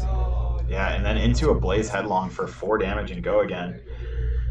Man, Blaze Headlong is just better scar for a scar, isn't it? It's just so much easier to turn on, Yeah. right? Especially as the aggro deck. Now, typically, funny enough, Scar for a Scar would be on for him at this moment, but Yeah, and Blaze Headlong is not. oh, I didn't even think about that. Yeah, That's yeah. actually pretty funny. But usually the Blaze Headlong is much easier to turn on. To activate, Yeah, yep. and playing a red card usually in Phi is not very difficult. Right. Especially when you have Phoenix Flames. Right? Yep. So. And so Dromai's got the sink below there to fully block. And, this is the part of Dromai that I think is super interesting is she's defensive with these red defense reactions that also contribute to her game plan because of Ash generation if she has to pitch them. Yeah, we're actually just going to see Josh just swing the Ashwing and pass. Yeah, so I wonder if he's holding another, good defensive card, or actually we do know that Kyloria was on top of his deck. I don't think we saw it come out at all there, so he's probably just holding that Kyloria. Oh, and then a sub. Thank you so much. Thank you. Yeah, definitely. If you guys, those subs mean a lot to us and help us kind of grow the game, grow the channel. So I really appreciate it. That tier 1 sub is awesome. Thank you so much for that. Back to the game though. That's a Spreading Flames, right? So Yep. coming in for 3 damage and go again. And it was coming from Arsenal. Thank you, Mukta, for clarifying the sink below on the Kyloria. Yep, that's a good catch. That's definitely what happened. Blocking with the blue Dunebreaker Centipede. Yeah, so what I find interesting, Spreading Flames is one of those combo cards that we just saw from the prior match. Yep. And it's coming out here with, maybe no obvious way to actually buff the chain links. So I think Fi's hand, especially seeing that burn away pitched, really just wasn't that good, and he's looking to maybe leak a damage or two here.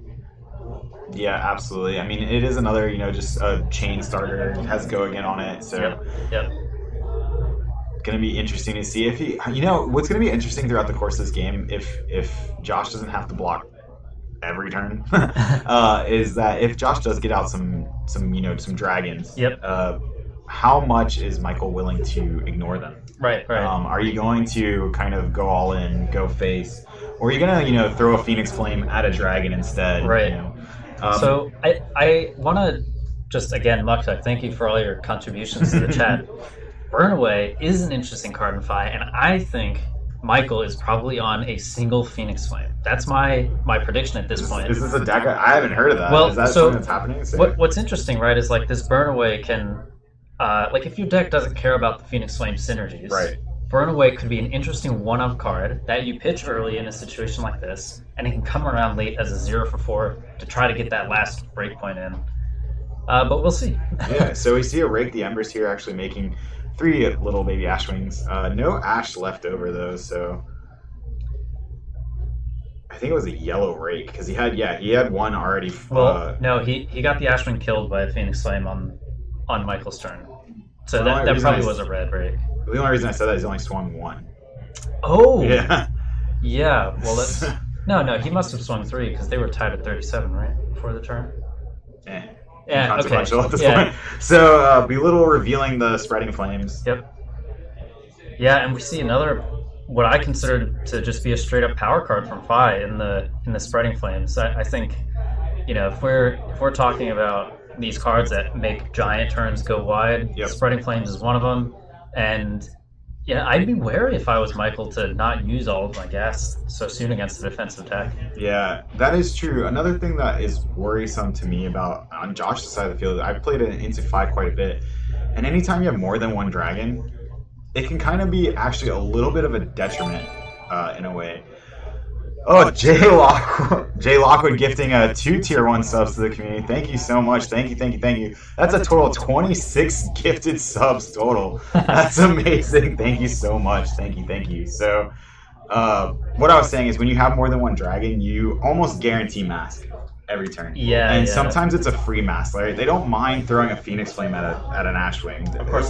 What's 1 damage to them, right? So if it's like, if you let even like 1 attack hit early on and it hits you, and they're like, oh, I'll throw 2 Phoenix Flames at 2 Ashwings, clear those, draw a card, now I'm just off to the right. Like, it just, you turn on a couple things that are like, or even some of your other on-hit effects that, some of the Fi cards, it's like, if this hits, banish a card, and he has like 3, right? So it's banish a card, it costs 1 less, banish a card, it does 1 more damage, or banish a card, it gains go again. Yep. You almost turn all of those on for free. If they ever see like a line where that's like available to them. Yep. So we're getting close to the Mask of Momentum trigger here. It's going to be 2 hits in a row because this attack is unblockable against an Ashwing.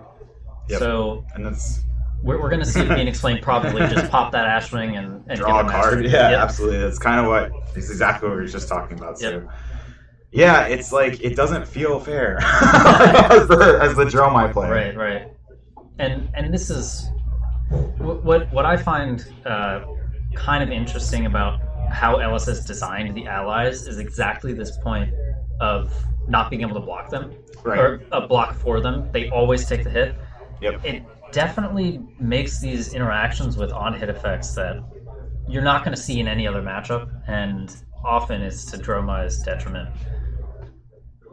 So really what happened here is Michael was able to clear a few of the Ashwings and still present an extra 3 damage thanks to the mask trigger.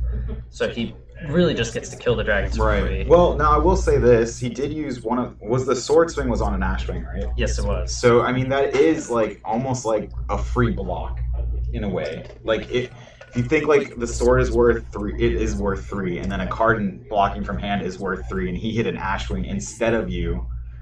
Yeah. I mean, there is like a trade-off there, and that does kind of give you a little bit of card advantage on your side. That I didn't. Yeah, I lost an Ashwing, and I contributed to Mask, but at the same time, I kept cards in my hand and life. So I think what this match is kind of going to come down to is, can Josh develop some of the larger dragons? Yep.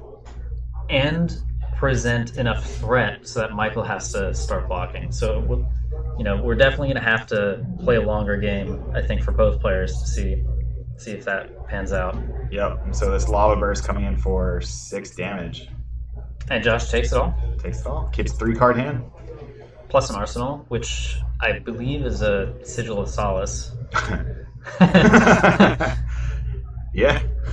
Still no Ash, though. But I do see a Sweeping Blow in his hand, so we're going to get some Ash off that. I think the other card in his hand is an Asvalai. Yep, and a Cenopai of some I variety. think it's the Dunebreaker. Ember Maul looks way cooler. Yeah, it's also way more overstated in my opinion. Yeah, which of course, I mean, it's the typical like illusionist thing, right? So it has a huge drawback in the sense that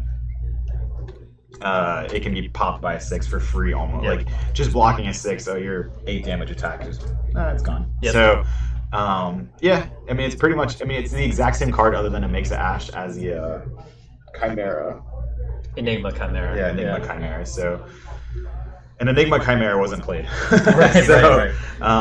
However, I have actually, funny enough, in my Dromai deck, I played blue Enigma Chimera, I played blue Ember Moss Cenopai. And then here we see the Asvalai come out. It's going to be 2-1. Asvalai is probably one of the more underrated of the low-costed dragons. He only swings for 2, and he does 1 arcane to up to 2 targets. And in most matches, that's only the opposing hero, right? So swing for 3, you give up an Ash and a card. Basically, it's a head jab. Like we just talked about head jabs. So I think it's fine. It's a box checker, right? It blocks 3. It's a red pitch. It'll eat up a card if they hit it. Exactly. Yeah, so they can't ignore it because it's just another dragon that. Yeah. The only thing is like. On Michael's side of the field, I don't know how many pops he's actually running. So if we ever do get to something like that, I see a Genderai in Josh's hand, which is actually quite frustrating for a 5 to get rid of. You have to send usually 2 attacks at a Genderai to kill it. So I don't know how many pops that Michael actually running. So yeah, I've seen some amount of these slower cards, if you will. So CNC is kind of slow. Race Face, they both cost 2 resources. So those are showing up in 5 deck lists, and almost certainly the Illusionist matchup is in mind. Yeah, absolutely. Pretty clean block with the Fate Foreseen. Yeah, Fate Foreseen just feels good. It's awesome. I mean, Fate Foreseen and Sink Below, there's a reason they're staples. I mean, Sink Below more than Fate, because honestly, Sink Below, from the very beginning, just hand fixing is so nice. Yep. But Fate, it's the next one down on that little like tier list of. If you're like ranking them in order, it literally just goes Sink then Fate. It's just at rate 0 for 4 block, and opting even in this deck can feel really good, knowing that there's reds on top. We already saw he's playing Ravenous Rabble, so. Yep. So this sword swing coming at Dromai, it looks like, which I find interesting because we saw in one of the prior turns that the sword came at a dragon, which helped kind of guarantee that mass trigger. I think knowing now that he's blocked the first attack though, I think maybe specifically on this turn he's kind of given up on Mask. Probably, yeah. Kind of threatening. And Asvalai again, just I know it's more threatening than an Ashwing. But 3 damage every turn is not nothing. Yeah. And now imagine Josh gets to resolve this Yenderai. Now he has 2 3 damage per turn threats. Yep. And that's gonna add up fast. And then he's just gonna send the Lava Vein Loyalty as the cards. Yep. So this Asvalai. Phoenix Flame on the combat chain was from hand. So Michael's able to trigger Phi and return a Phoenix Flame. And then he's there's the Command and Conquer. Yep. So he's from pitching. Michael, so we know he plays Command and Conquers, but funny story, I do believe that's still a sigil in the arsenal. Which is just great. Yep. Like, and Mukta predicted exactly the situation, it seems like, if the sigil is the one there. Yeah. And we think it is. Yes, Yeah. it is. So, I mean, basically, it's kind of like, I look at it as almost like a defense reaction for 3 that you're actually able to play against the Command and Conquer when normally you can't. So, Yep, and this does count as the third chain link to hit for Mass Trigger. So, unfortunately, the fight does get to arsenal a card. It's a random card, but every chain link matters. it's a free card. Yep, It's a free card. So, Yep. now what's funny is that if it's a blue, you're like, oh, shame. Well, it is a shame, but like I say, every chain link matters. Right. It'll kill Ashwings, whatever. It comes in for 1 with Go Again. That's just what 5 wants to do. Something that's kind of interesting to me that I'm kind of noticing, outside of the passing Mirage being pitched for the Yenderai, Yeah. Michael's deck already starts to look like it's getting a little thin. It's been a couple turns. I mean, it's not like in danger or anything. Right, It's just right. like I'm looking at life totals. I'm looking at how much deck is left. It looks like there's like a little bit about like half the deck left, maybe a little bit more. Yep. And there's still over half of Josh's life left. So I'm just saying, like, from like a rate standpoint. Now, Michael still has stubby hammers. He still has tunic. Things that give him like, and his boots. Funny enough, he's running those boots. I think he's running them just because of burn them all. Well, I mean, I don't. So here's what's interesting. There are not a lot of cards in Phi that actually care about gaining Go Again from the boots. If you're not playing Snatch as the Phi player, almost all of the cards you want to give Go Again actually have 2 power or less. So you have Lava Burst and Salto Wound. Like all the enders. Exactly. Yeah, so if you have 2 enders, then Tide Flippers does just enough. Doesn't take up 2 slots in your sideboard. And, that's a deck building choice for sure.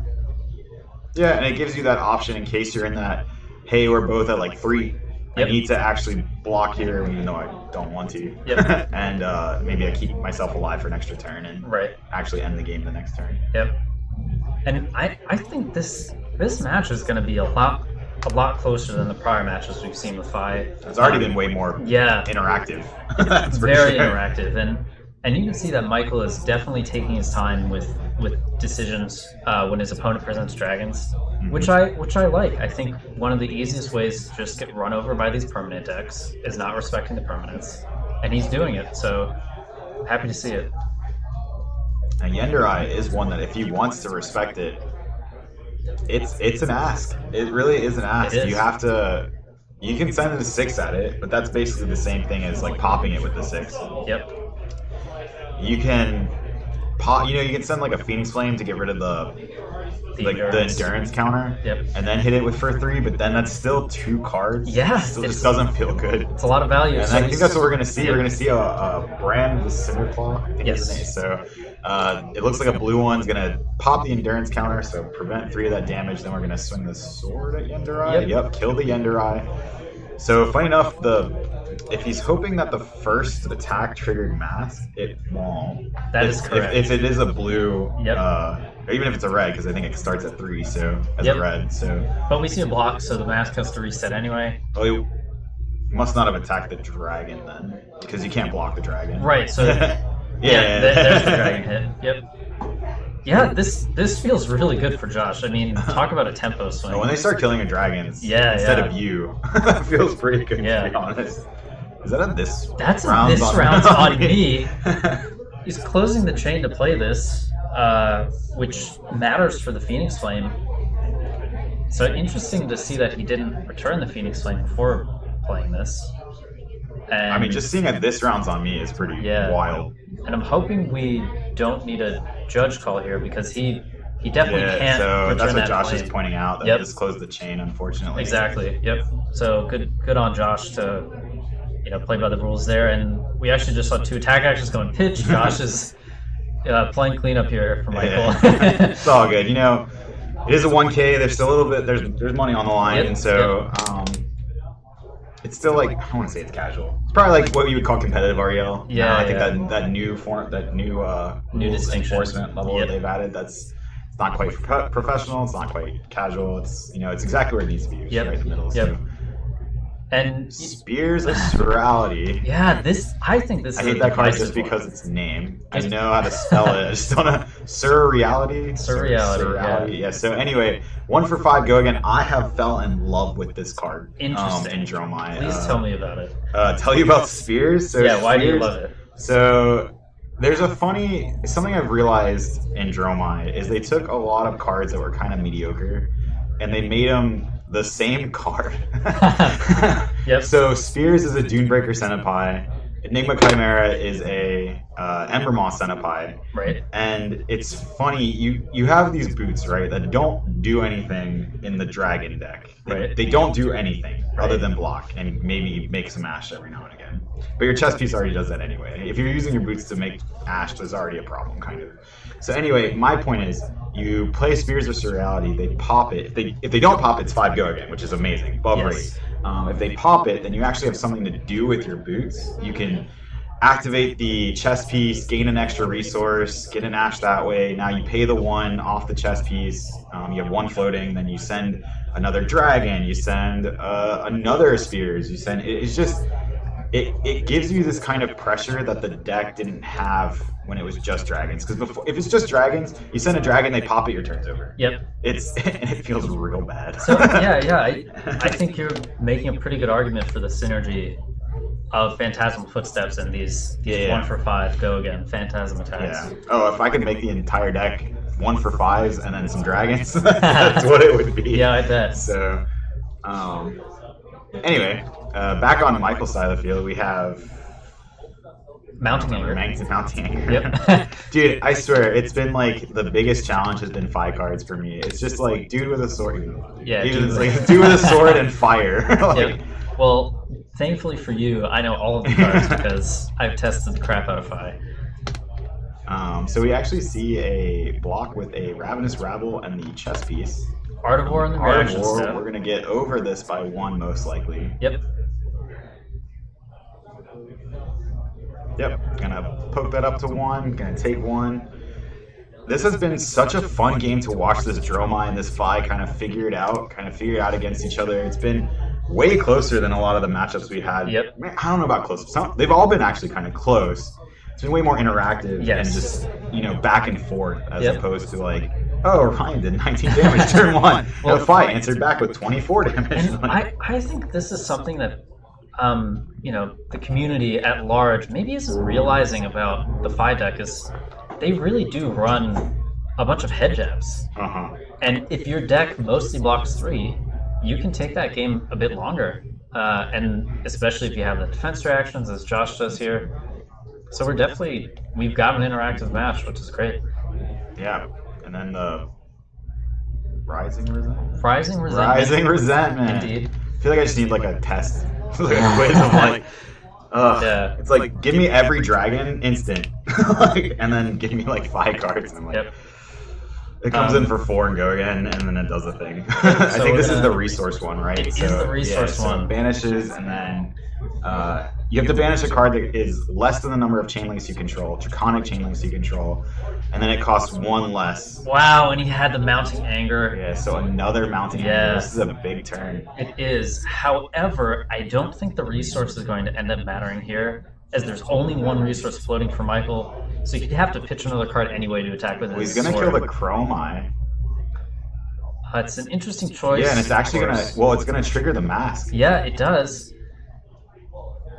And I see a Cinderskin Devotion in hand, so I'm wondering why that didn't go with the Chromai.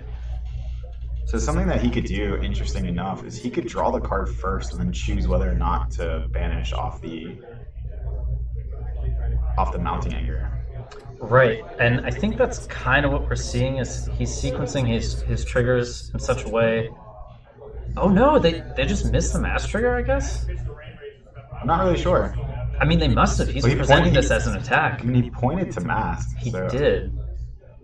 I'm not really sure. So anyway, so accepted game state. We're gonna move on and just coming in for another 3 damage. I think that knocks Josh down to 16 to 19 there. Yeah, that. How many Phoenix Flames do we have in grave at this point? We actually only have 1. There might So have this been a still- second, but it was actually pitched to play a Command and Conquer earlier. Yeah, so 16 to 19. Josh has 2 cards in hand. One of them is a Passing Mirage, which I think we're going to see pitched for a Erase Space. And what a great equalizing card against Fi, specifically because Fi really cares about Draconic chain links in particular. Not just chain links. Some cards do care about just chain links, but really really all the rupture cards just care about chain links, but everything else kind of wants draconic chain links in particular. And Erase Face says no. Yep. Those are no longer draconic. They're not even ninja cards. They're just blanks. They're just Scar for Scars, basically. Yep. Scar for Scars. And I'm trying to think of another generic 0 cost card, but not coming to me. Anyway, basically just generic cards. Yeah, and one of my favorite things about this card is that when you play it, you get to say, "I'm going to erase your face." Yeah, you can say that, and then if it hits, you're like, "My face has been erased." Yep. But okay, so here's such an interesting interaction. Brandon Cinderclaw it adds it, so now the next card will be a draconic chain link, but it'll only be one. Yep. So well, I mean, all we need for Emberblade to have go again is one draconic chain link. Is 2 draconic. Okay. It counts itself. So if Michael had a second Brand with Cinderclaw, then we'd be able to swing the sword again. Okay. So Flamecall Awakening, Searching a Phoenix Flame. I love this card. It's good. It's so strong. I was playing it in an early Drill My build, actually. I was playing a weird Phoenix Flame package, and I was doing pretty well with it. The thing I would notice is because I was sort of relying on Phoenix Flames, when I didn't see the Phoenix Flame package, the deck felt really underwhelming. But when I did see them, I was like, oh, this deck's insane. It's free pitch for the chess piece, things like that. So, and so it's a 1 for 3, finds the Phoenix Flame from deck. Of course, it has go again. And what's nice is that it essentially generates 2 chain links. If Draconic were turned on for him this turn, that would be pretty impactful. Yeah, unfortunately, it's not. So, no Draconic, not even this Phoenix Flame is not Draconic. So it actually doesn't have go again here, and they are. So I wonder if Josh is going to catch Flame this. would have go again, right? No, it needs 2 Draconic chain links, and there's only 1 there. I thought I just needed 1. I'm pretty sure it's 2. Oh, maybe you're. Oh, yeah, because it would count itself. Typically, it counts itself, but it's not a Draconic, so. We'll see if Josh points this out, but it looks like they're gonna go for it. And I think AJ might try to break this up, walk out and say hold on a sec, that Phoenix Flame shouldn't have go again. And if that's the case, then Michael has gone and ended his turn with a 0 attack Phoenix Flame. Not realizing that Erase Face actually does turn off the go again, but we'll see. AJ, I think I saw his shadow over the table there.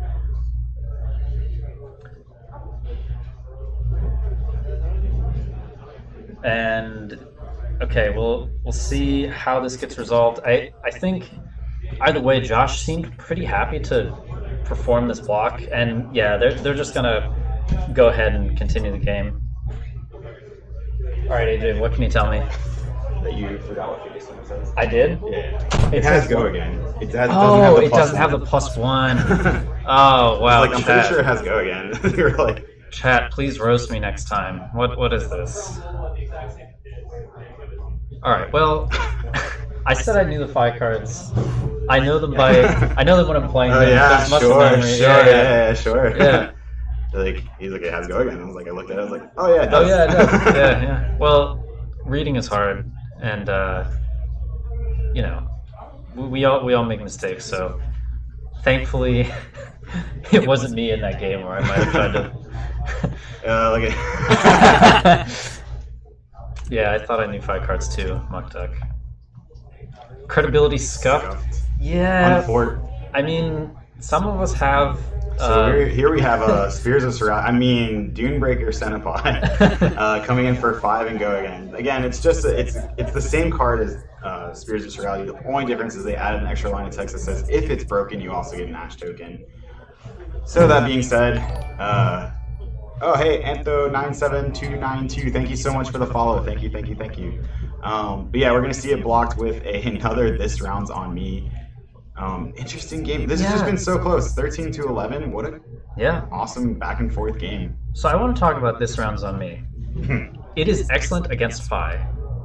My guess is that Phi just blocked. What world is this? Belittle into a revealing a Salt the Wound. Yep. Funny enough, we had to pitch a Minnowism, so we'll see if he plays. I'm sure he plays 2. Yeah, most decks are doing 2. But this is a pretty anemic hand from Fi. I mean, we just talked about Fi's consistency. He had 2 blues in his hand and a belittle, which kind of acts as a blue. He's flush with resources.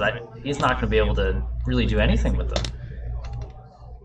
He might actually end up returning a Phoenix Flame through Fi's ability by pitching a blue to do it, just to give go again to his sword. It all depends on what that Arsenal card is. Yeah, the Arsenal card definitely matters a lot.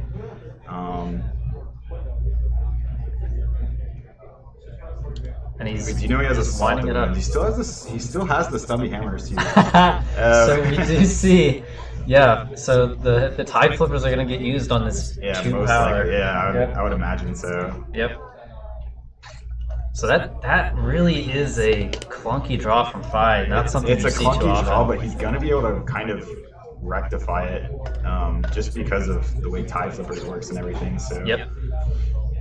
This is interesting though. I would have liked to see the stubby hammers used on this turn, just to try to push a little bit more damage and maybe get Josh in lethal range. Didn't Tide Flippers last turn to play double Lava Burst? Yeah, that's I mean, maybe he's kind of good, because if he had done that, this turn is really bad. Yeah. I think he might have been trying to set up the kill for this turn, and he really just didn't draw into it. Pitching the blue, we'll get a Phoenix Flame back. Yep.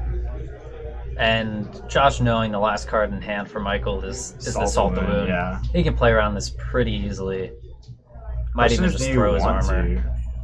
Yeah, I guess give up the Flame Scale Furnace. But here's the thing, Jerome actually uses her Flame Scale Furnace. Oh yeah. So, I mean, it's not like the worst, it's not the end of the world, but it definitely matters. Yep. The game's coming to a close soon. So I personally agree with this choice. I think Michael can't play the Salt the Wound now. Essentially, you turned your Furnace into multiple points of block that turn. And Josh kept 3 cards plus an Arsenal, which is pretty scary. Yeah, and 5 go again. 5 go again. This is definitely how Dromai ends up winning the game. I'm not even joking. Every Dromai game I've played against Fi, where it ends up this way, you go something along the lines of like Dunebreaker into Spears into a Dragon, and then suddenly they're blocking with cards they don't want to. Yep. So. And we still have this. Oh, but he actually has the 6. Oh no. I assume we're going to see a pitch to gain the action point back, but we might not. Yeah, we are going to get an Ash because the Dunebreaker was broken, but yep. It looks like I think the last card in his hand was a Fate Foreseen. So, and there's the Tommeltai, just a little too late. Yep. You want to see that a little bit earlier. We're probably gonna, if I had to imagine, I think we're going to end up seeing the Tommeltai be a block in this turn. Yeah. If you see it early, feels really good. Get that mask out of here.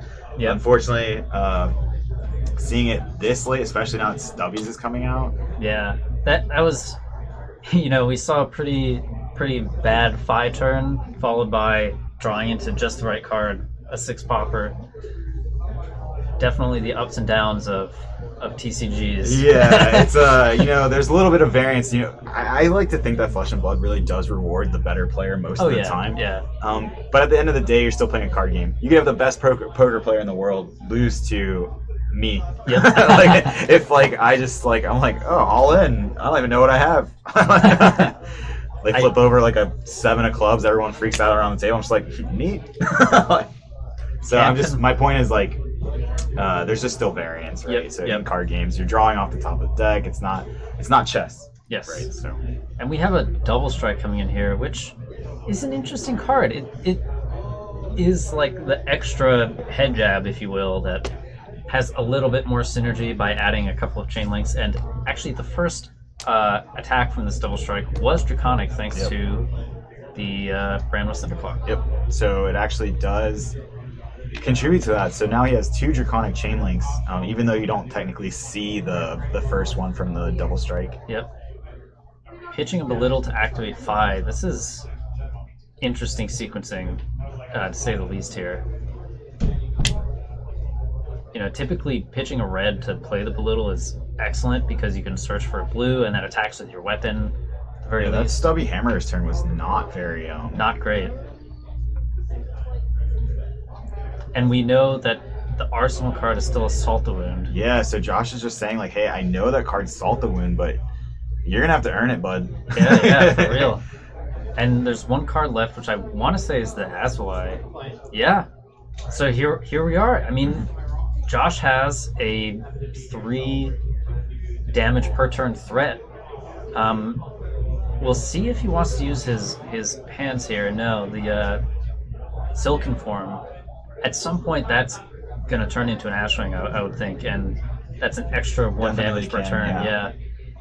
Possibly the next turn, presenting 4 for the next 2 turns, and then Michael has to. Yeah, actually have to give up a card. Yep. Here's the burn away. Oh, so but 4 damage go again. I think that's his last Phoenix Flame in graveyard, though, unless I've misremembered the past couple turn cycles. I really like this burn away, though. That's such an interesting card to start on. Like 4 damage go again.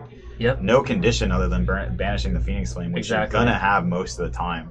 Yeah, so if you're not playing cards like Rise from the Ashes or Phoenix Form that care about Phoenix Flame, burn away might be one of the better options there.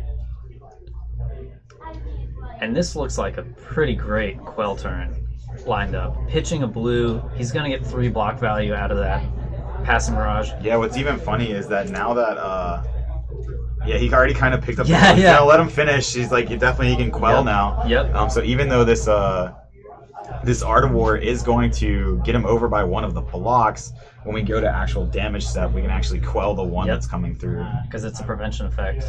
Well, yep, and Josh was trying to... Oh, but we actually there's another one. They have a double. Well, we can't Quell that, so... Nope. Oh, wow. That's quite the draw. Wow, a Snatch from Michael. That's interesting. I mean, we talked about how Snapdragon Scalers aren't his boots of choice. And, the Snatch here, one of the best targets for that. Obviously, it doesn't matter now, but yeah, just interesting deck building choice. I think there. Snatch is actually just, even though if you're not running it, I mean, ending the turn on a Snatch, you get an Arsenal card. Yep. It doesn't lead to the big blowout turns that you can have with Snapdragon Scalers, but it's still strong. It's still an Arsenal card that you wouldn't have had. Yep. Which can be a lot of damage. 2 cards left. Yep. Decides not to Quell now that he's over by 2. So I think this is probably a Mask of Momentum type of play. Like he's going to use Quell to prevent the on hit if he can. And you have Brand with Cinderclaw coming in for 4, and this could be where so it must be a yellow block with a copy. card. They'll answer it. I muted it. Yep. Yeah.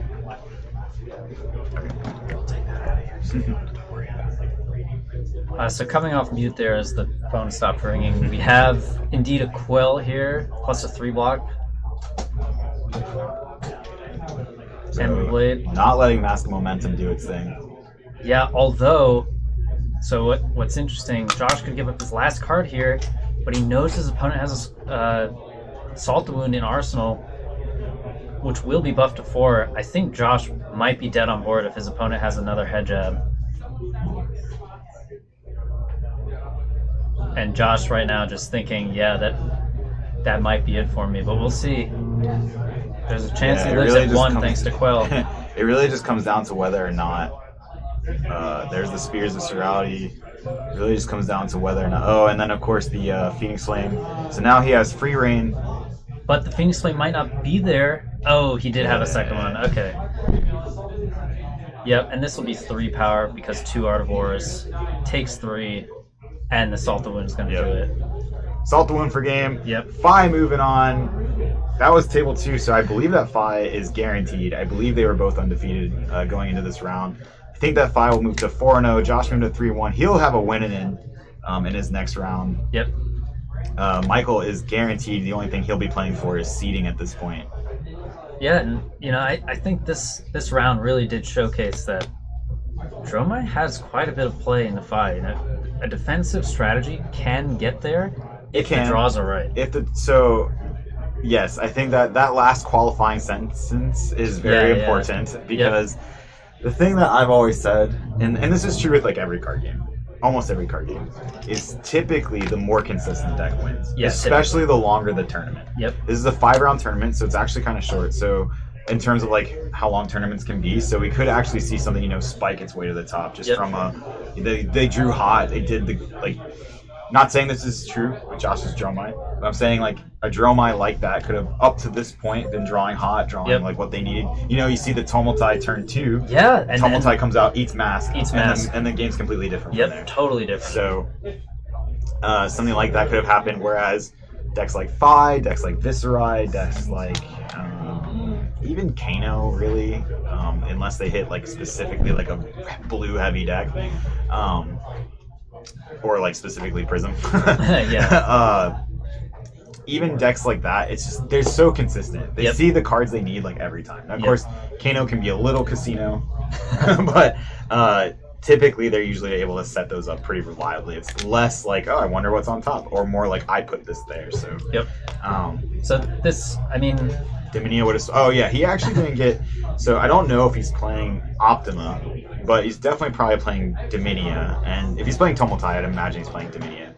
Right. So either of those dragons coming out and doing their thing, probably. I don't know. I don't know if they win the game, but they definitely put him in the driver's seat. Yep. So. Yep. And that's. I think this game really did come down to that. It was. Josh didn't find his legendary at the right time, but Michael did find his Artivores at the right time. Another thing I didn't see Josh play, and I don't know if he's playing it, is That All You Got, which to me has swung this matchup a lot. Okay. Not necessarily in my favor, but like giving me a fighting chance. Right. Stop those chain links. It's giving me the card back, so maybe now I have a 2-card hand. Yep. Play the dragon that costs 1. Yep. Things like that. So didn't see he could be playing them, just didn't see them. As well too, so that happens. It does. It does.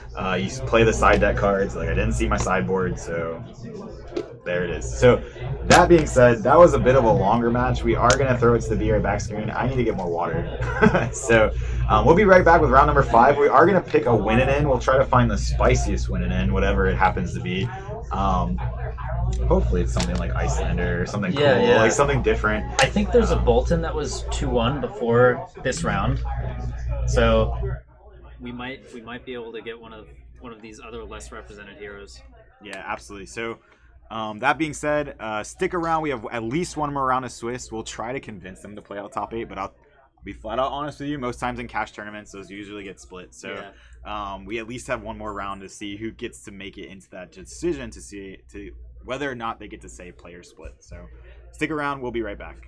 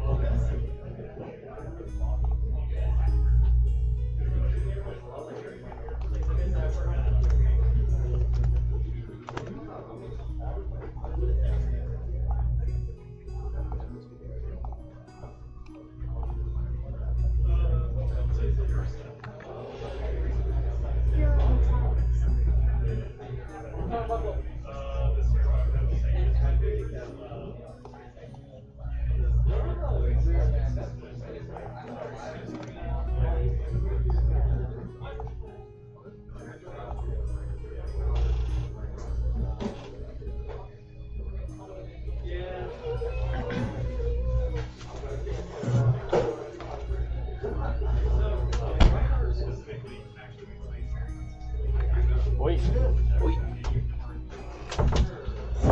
How's it? Back in Streamland. It's good. Having fun? Yeah, having a good time. What am I doing?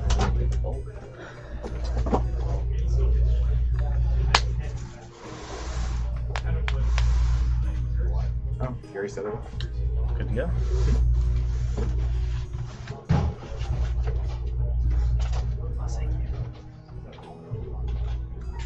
Lots of random weakness. Rolled like a god. Super rare. Super rare. Oh, I like the texture. Texturing. Yeah, It's nice. a lot of Japanese card games do that. Oh, we're live. It's muted, right? I don't know.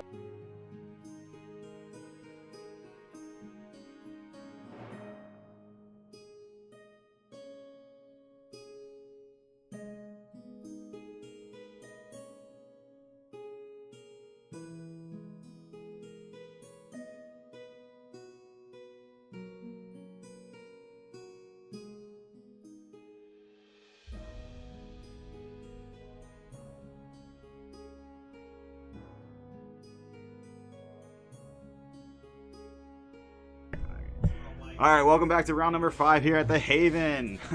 We have Icelander versus Lexi. This is going to be amazing. I have not seen this matchup played yet, at all. No, quite literally no. Yeah.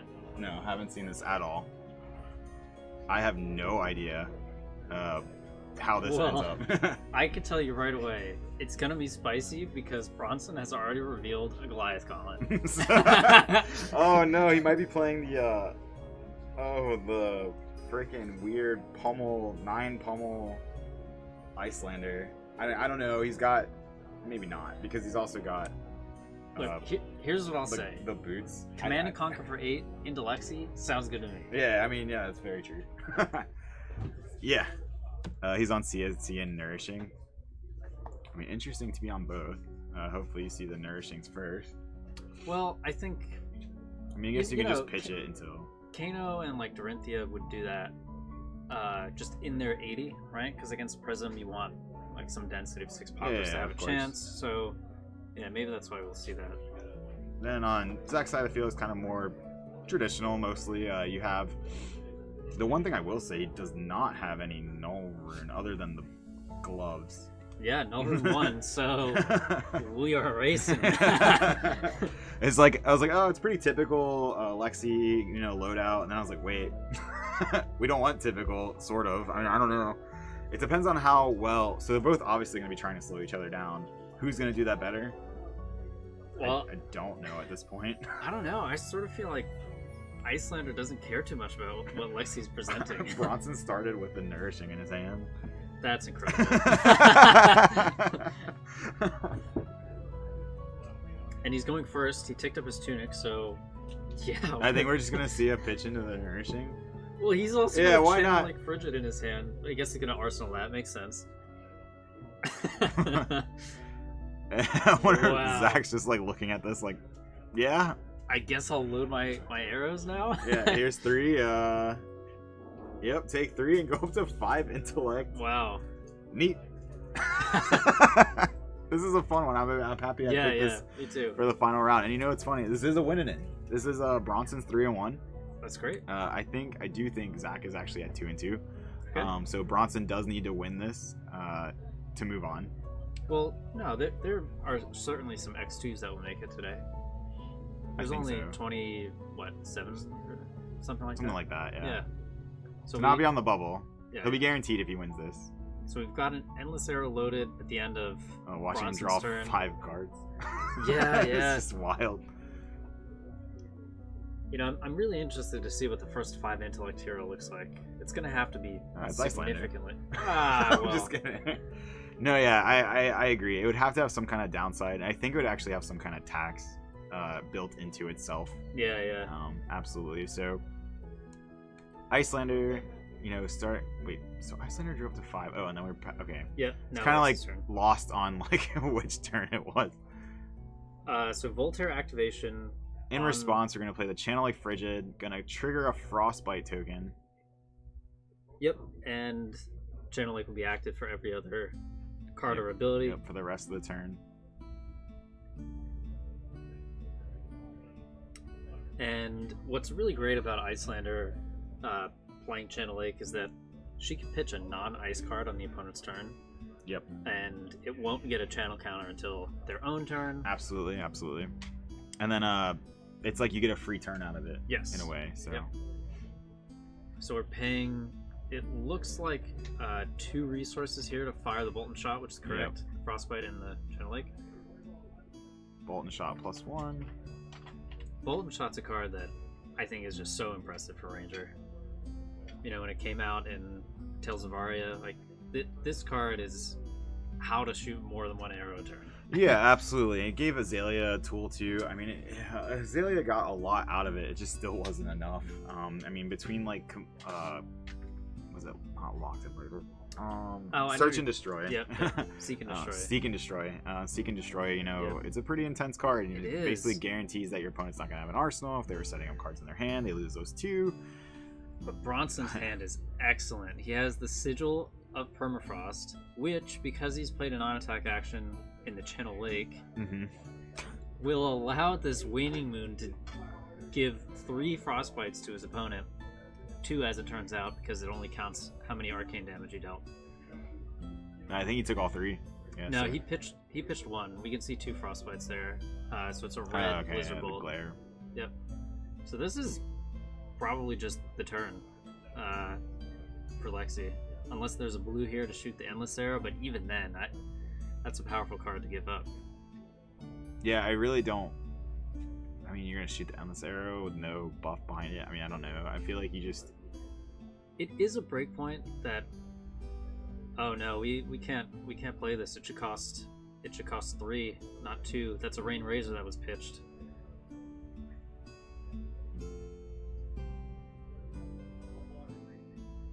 Can you confirm after I did terrible? No, card yeah. calculations Typically, last time? it's like to me, we're not. We're also on a bit of delay, so Yeah, true. it's on the players to catch that. Okay. I think actually Zach's catching it on himself, so that's good there. Yeah. Okay. Yep, exactly what just happened. And this is, I think this is going to work out in Zach's favor. That Rain Razor, you just park it in Arsenal here, and yeah, look for a big I think hand. exactly that's. Yeah. Like, I don't know if that was even worth playing. So Yeah, probably not. I mean, it is a breakpoint, and we know Icelander wants to Arsenal a card, so there is some reason to attack with it, I think. All right, so back on Bronson's turn. We're just going Coronet to see a Coronet Peak here. Now, Coronet Peak, interesting card that came out of Uprising. It says it's an activated ability. Action says pitch 3, or it costs 3, and it says your opponent either discards a card or pays 1. But it is an action, so it doesn't have go again, so it takes up your turn. But if you didn't really have much of a turn as far as like offensively, then you're happy like making their turn a little bit worse. Arsenal that last blue in your hand. Yep. So I know I kind of I gave Icelander a rough time when we were talking about heroes in the meta. I think if she didn't have Coronet Peak, she actually would be that bad. This card allows her to have one card hands that do something. They do trade something. one Yeah, for yeah. one, and that's really And important to her game plan. sometimes that can be enough. One card in like a Phi hand or like even more so like a Viscera hand can Yep. be like, oh, this hand went from amazing to like mediocre real Exactly. fast. So Yep. So now Zach has still the Channel Lake Frigid effect taxing him. We'll see if he can do anything, and I'm pretty sure Bronson arsenal another Channel Lake Frigid.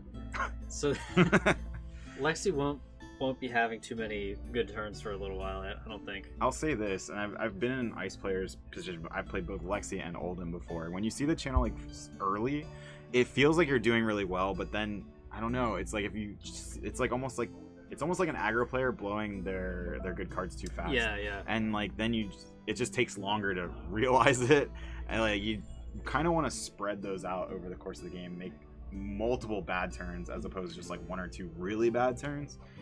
It's kind of what I've noticed is that you can just kind of get like them piled up, and your like opponent's like, oh, I have to pass here, and then 4 turns from now their turns are less impacted. Like they don't have to worry about Channel Lake Frigid anymore. So what you're saying, I think, is extremely important if the player who's getting taxed by the Lake Frigid, so in this case Icelander's opponent, if that player has Arcane Barrier 2 or greater, Icelander really can't push that much damage. Yeah. Right? And they pass anyway. So they're holding cards to pitch for Arcane Barrier. And this is one of the reasons I think Icelander is kind of underpowered, is she really does get kind of messed up by high Arcane Barrier opponents. Yeah, I mean there is like almost like a pseudo OTK that she can do. It takes a lot to set up, and it takes a lot of your opponent like not interrupting you. Yeah. And one of the things Icelander just doesn't deal with very well is an attack action being the first game action that their opponent takes. Yeah. The reason is they have to, like, whatever their disruption plan goes out the window because that attack is already coming in. They have to block it, and then if they want to get any damage in themselves, they still have to play something from their arsenal. So it's definitely tricky as Icelander to really work the math in your favor, but I mean Bronson's 3-1, so he's doing absolutely. well. So, and here comes a Nourishing Emptiness. Now this is just a flat 6 damage. It's nothing like it's basically trying to think of that yellow 6 that we used to play in yeah, I know what you're talking about. in Prism, Prism. just because it was like the best one. Yep. But It was a Welcome to Wraith card, right? I have the picture in my head. but I Raging can't- Onslaught, is that it? That's one of them. There's actually 2 in that. There's 2. But yeah, it's basically that. So Barraging Braunhide was the one I was thinking of actually. Nice. Nice. But anyway, so it's just 6 damage, not the extra Yep. intellect, not the dominate. Zach takes all of it, as you would expect from Alexi. Little does he know that another Lake Frigid is going to pop up here after he starts his turn. I will say this: Bronson started at 36. He's still only at 34, and now Bronson's actually like, as soon as he went to activate Lexi to flip, Yep. we are gonna see the Channel Lake Frigid come out. And floating a resource on Zach's side with the Tunic before any of the Frostbite or Lake Frigid resolves, Yep. which makes sense. Lexi ability resolves. Frostbite on the Icelander side. Everyone gets a frostbite. You get a frostbite. Yeah. Oh my goodness. I think it's interesting from a game design perspective that Ice was the first talent to have 3 heroes in it. That's a good point. Yeah, if you like dig down to the, what do they call it, essence of Ice. So so the talent's elemental, and then of course there's 3 ice. Yep. Get pedantic, I guess. But I think it makes sense, given how the sets were released and what Uprising means, like from a limited format. Yeah. I can't imagine a Uprising that if you take out Icelander and put in, I don't know, Something else. and almost anything else. That's not ice at all. So let's just say like a a light hero for some reason. Yeah, or I was just trying to think of a class even, like a Oh, warrior. right. Like we all thought warrior was actually going to be in the set because there's so many warrior cards that have like the Volkai Right, or right. Volcor like theme around them. Uh-huh. Anyway. And yeah, so there's a game going on. But anyway, Yeah. it's just it would have made that set even more aggro Yeah, and crazy yeah. and less interactive, I think. So I think it was very smart to kind of put, and the lore is kind of cool. It is cool. Seeing like what Icelander is actually doing there. Yep. So that being said, we have a polar. It's an Icequake. Icequake, yeah. Yep. Icequake into the Bolton Bolton shot. 6 damage. Go again from its own ability. Yep. If it hits reload, but unfortunately can't reload at the moment because well, of he's got an instant there, so that's what I was gonna say. At the Yep. moment, he'd have to play the Rain Razors out on Yeah. on the trigger. So he's got one card in hand. He would have to pitch to play it anyway because looks of like Channel Lake. he wasn't really planning to. It looks like so. Right. And so Bronson, I think he's got a few cards in hand, but 2 Frostbites. Yeah. If he could push damage here, that'd be great. I wonder if Bronson's had to actually like worry about frostbites. Looks like he's himself. just passing here. Yeah, I think so, and we'll probably see the. Oh no, he is. He's activating his peak, but Yeah, Zach's telling him like, hey, like, He's like, your frostbites yep. are still there, my friend. exactly. Now he's like, oh, I don't know what I can do here. Yeah. I don't think he can really do much of anything. If his last card is a blue, he can pitch them both, which is great because it'll keep his Channel Lake Frigid around. Yep. Exactly what he's looking for. And he's still just gonna, pretty much do that. Yep. Kind of shortcutting the channel counter, Yeah. but still. As it turns out, blocking that Bolton shot from the Lexi player would have worked out for Bronson. He wouldn't have any frostbites. Oh, actually, he would, because flip. Lexi Yeah, flip the flip. made one. Okay. So Bronson's doing it right. No, he did miss out on the frostbites at first. And this is interesting. Whenever Icelander doesn't have an arsenal, the opponent knows it's time to go. Yeah, exactly. Like, they're not doing it. There's nothing that can come. Well, that's not necessarily true. We still have the boots just in case, but Yep. basically, yeah, this is your opportunity to put in as much work as you can, put in as much damage. Another Wow. Bolton shot. That's so good. It's A yellow.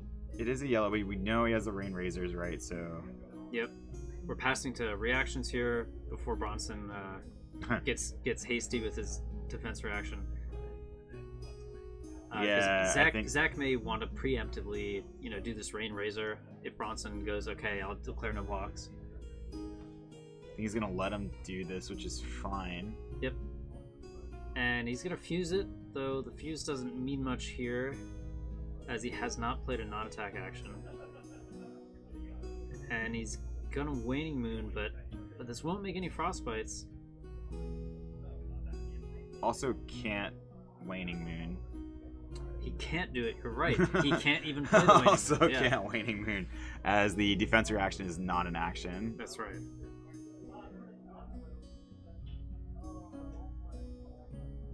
And it looks like they're stopping the priority window change here for something. Maybe they are discussing whether Waning Moon is playable. Yeah, so let's talk about what Lexi can do in this moment. Let's kind of rewind the Waning Moon off the table, I guess, and just say, do we want to, like, we definitely want to, I guess we're rewinding it a bit. Well, no, it looks like they're resolving the Waning Moon because we've got some damage that went through. That's what I was. Yeah. And the frostbites are there as well. So I guess maybe neither player is that well versed in the Icelander matchup to resolve this properly. And Zach's just gonna pass the turn thanks to those frostbites.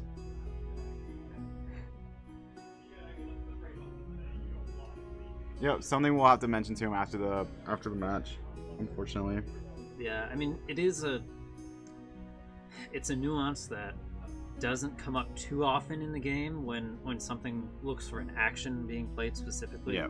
as opposed to a card being played. And I think a lot of it too is you're so used to playing actions as instants. Yep, That playing a reaction kind of feels like it fills that, it does. Yeah. like oh, I played the thing, so I can do the thing. Basically.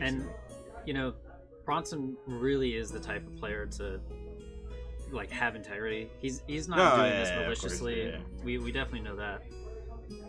So we're gonna clear it up as soon as we can, probably after the round.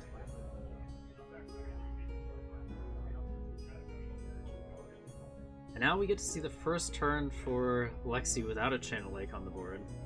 But apparently, according to Muckduck, we saw a third Channel Lake Frigid actually end up in the arsenal. So forget what I said then. But exactly what you were saying, Aiden. And wow, might another come to Bolton pass. shot.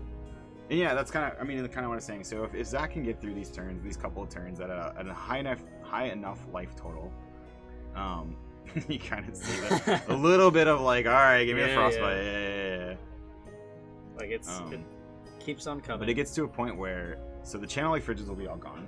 Yep. And so at a certain point, you're like, what are they really going to threaten me with? Exactly. Like, in terms of like slowing me down. And Yep. Lexi, even like we've already seen that Zach's Lexi it's playing like Bolton shots, Rain Razors, like things that like are just very aggressive. Yep.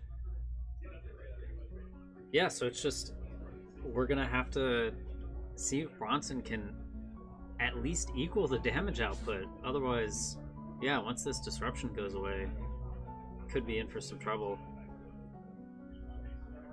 So the Rain Razors resolves before all of the ice cards from Icelander, so it costs 0. And reaction of Sink Below. And yeah, the moon was allowed to resolve. There's no judge kind of close enough to the table, I guess, and the players both missed it.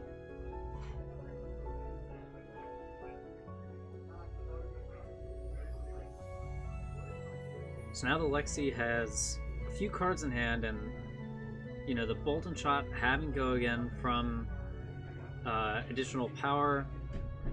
Maybe he's deciding on a reload here, or if he just wants to use Voltaire for the extra damage. Of course, he has to do the resource math too.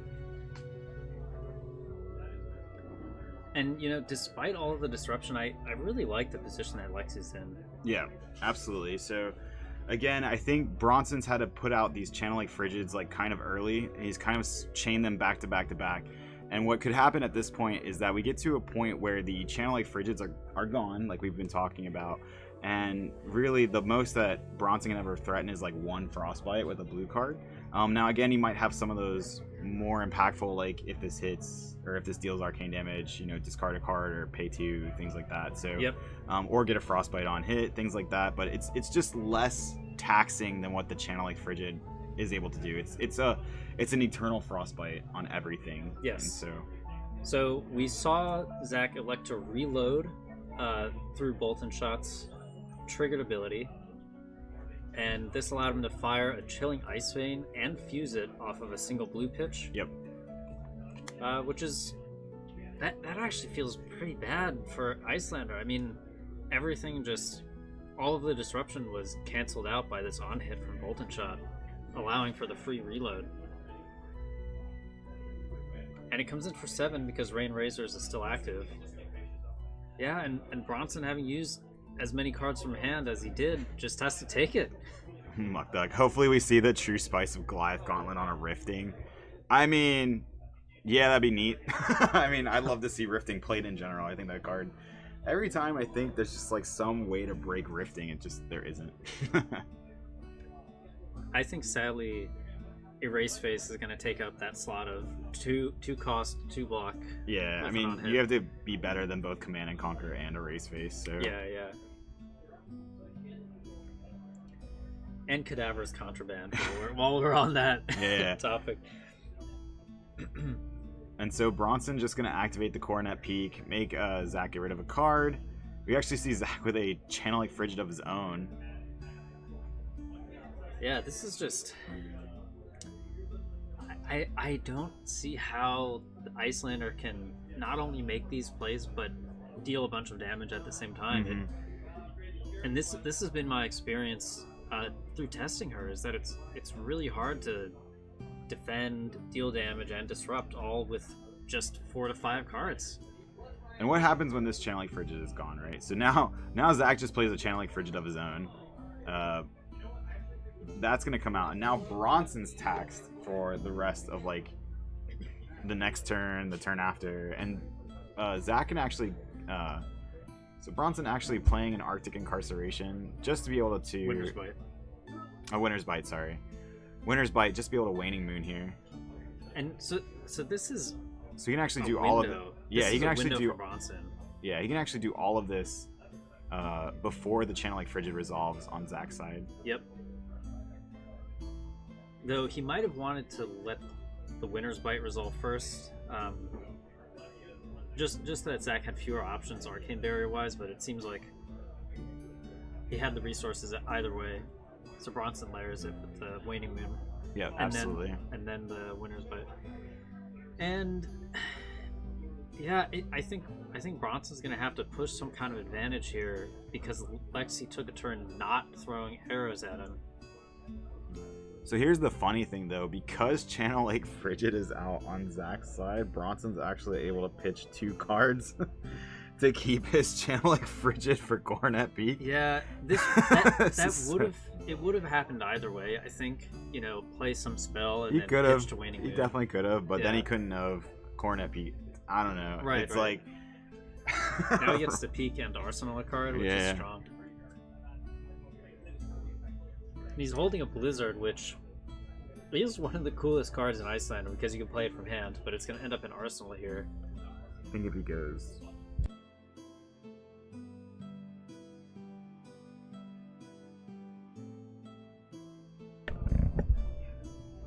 So a Channel Lake on each side of the board, and wouldn't it be something if Zach could keep his around as well? Yeah, he's holding 2 ice cards. This is incredible. Yeah. What if we get to a point where both these Channel Lake Fridges actually have 3 counters on them? It's a very possibility an actual possibility at this point. Yeah, I think given Zach's equipment, I would be surprised if he has that many ice cards in his deck. My assumption is he's probably around 15, so drawing 2 of them here is kind of anomalous. But he's just going to play out his Frostfang. Yeah, and I actually kind of like this. You Me want to too. try to get as many cards out of this Icelander hand as possible. Yeah, it really is all about pressure, and he might, Zach, be able to read something about Bronson not snapping off a disruption card from Arsenal when that Lexi ability was activated. Yeah, absolutely. That's a good read. That's a really good read that you weren't sorry, but that there was no reason for Bronson to, like you said, snap off a disruption card, and it's maybe a dead card. You don't know. You're just he didn't play it, so. Yep. So we'll see if it does come into play. Zach could potentially look to essentially put Bronson on a red card in Arsenal, which could allow him to gain tempo at some point.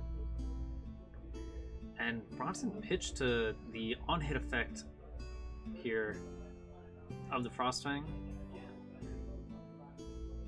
It doesn't cost anything extra from it's the just Frost. A triggered effect. Exactly right. So Bronson would have 1 floating, but we're just going to move to end. You want to see 2 ice heroes have to try to navigate their turns. It's pretty awesome to watch, actually. Yeah, like I said, I've never seen this matchup before, and it's it's entertaining. This is the type of these are the types of interactions. Nourishing Emptiness, paying for the Frostbite. Yep. Cost 3. Thankfully, the Channel Lake won't be around. Yeah, that's the last one. We're out of here. Yep. Could have been 5 turns in a row. I wonder if Zach's finally just like, Yeah. let's go. Like, we get to finally just play the game as much as we can here. It's time now. And Bronson, so he's got an instant in his arsenal and a defense reaction in hand, so in all likelihood this Waning Moon won't be coming in for damage this turn, unless of course the players need to review the rules a little bit.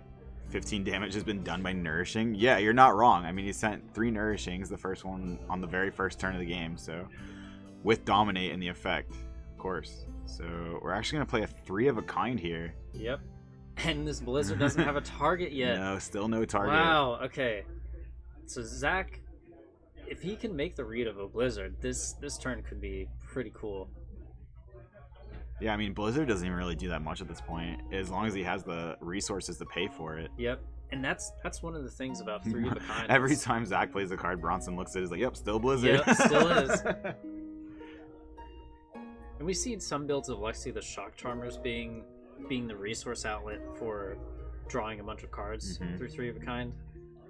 But it works out against an Ice Hero that you'll you'll draw these extra cards and be able to pay through disruption. Yep, and Zach using the Go Again token on the Sleep Dart.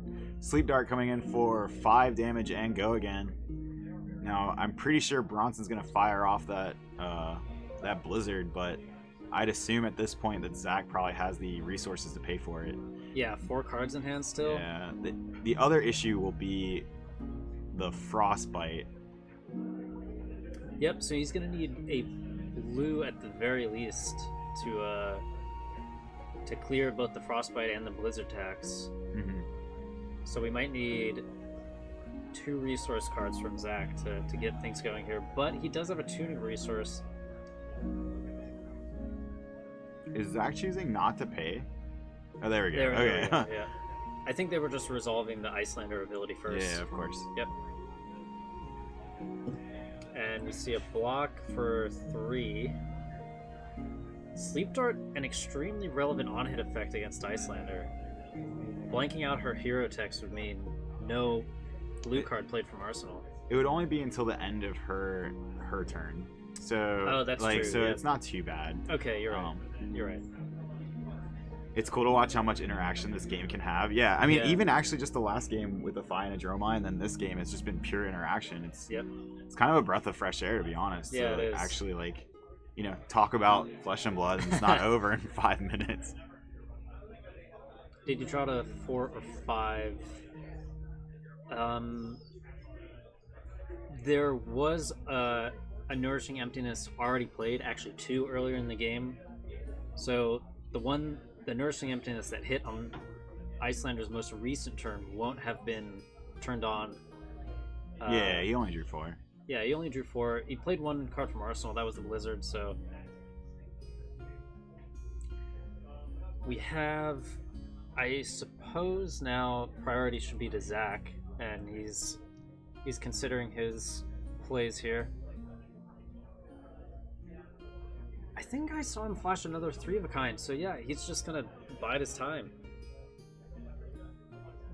Oh yeah, I totally forgot he was under 3 of a kind as well. So yeah, so moving on to Bronson's turn, he's got 2 cards in hand. One of them is a Frost Hex. I wonder how relevant Frost Hex is in this particular matchup. I know for me, if I was playing Icelander, and again, I haven't played too much Icelander outside of draft, I feel like Frost Hex is for the longer matchups. It is. Yeah, Yep. so I probably would have sided them out against Alexi. So I think Personally. it really depends on how you build the sideboard. Mm-hmm. You don't need much equipment in Icelander, which is nice. Your sideboard Right. can be pretty large, but at worst, it's a blue block 3 ice card. That's So, fair. Yeah. Yeah, and I think that's probably why it's here for Bronson. But it looks like he's going to consider playing it, or at least putting it in his arsenal. Yeah, it's which definitely it's going in Arsenal. It's coming out next turn, most yeah. likely. Yeah, so This is a pretty critical decision because it costs 3 to cast that card. yeah. It does create a Frostbite. Right? It does turn on Waning Moon. That which is a frosting pitch would do 2. the same, and it costs 0. Frosting would do the Yeah. same. By the way, thank you LSS for giving us a card named Frosting. You know, I had I never see what you did there. I had never made the distinct connection to cake, but you're right. It's there. What if I wasn't? What are you trying to say? What?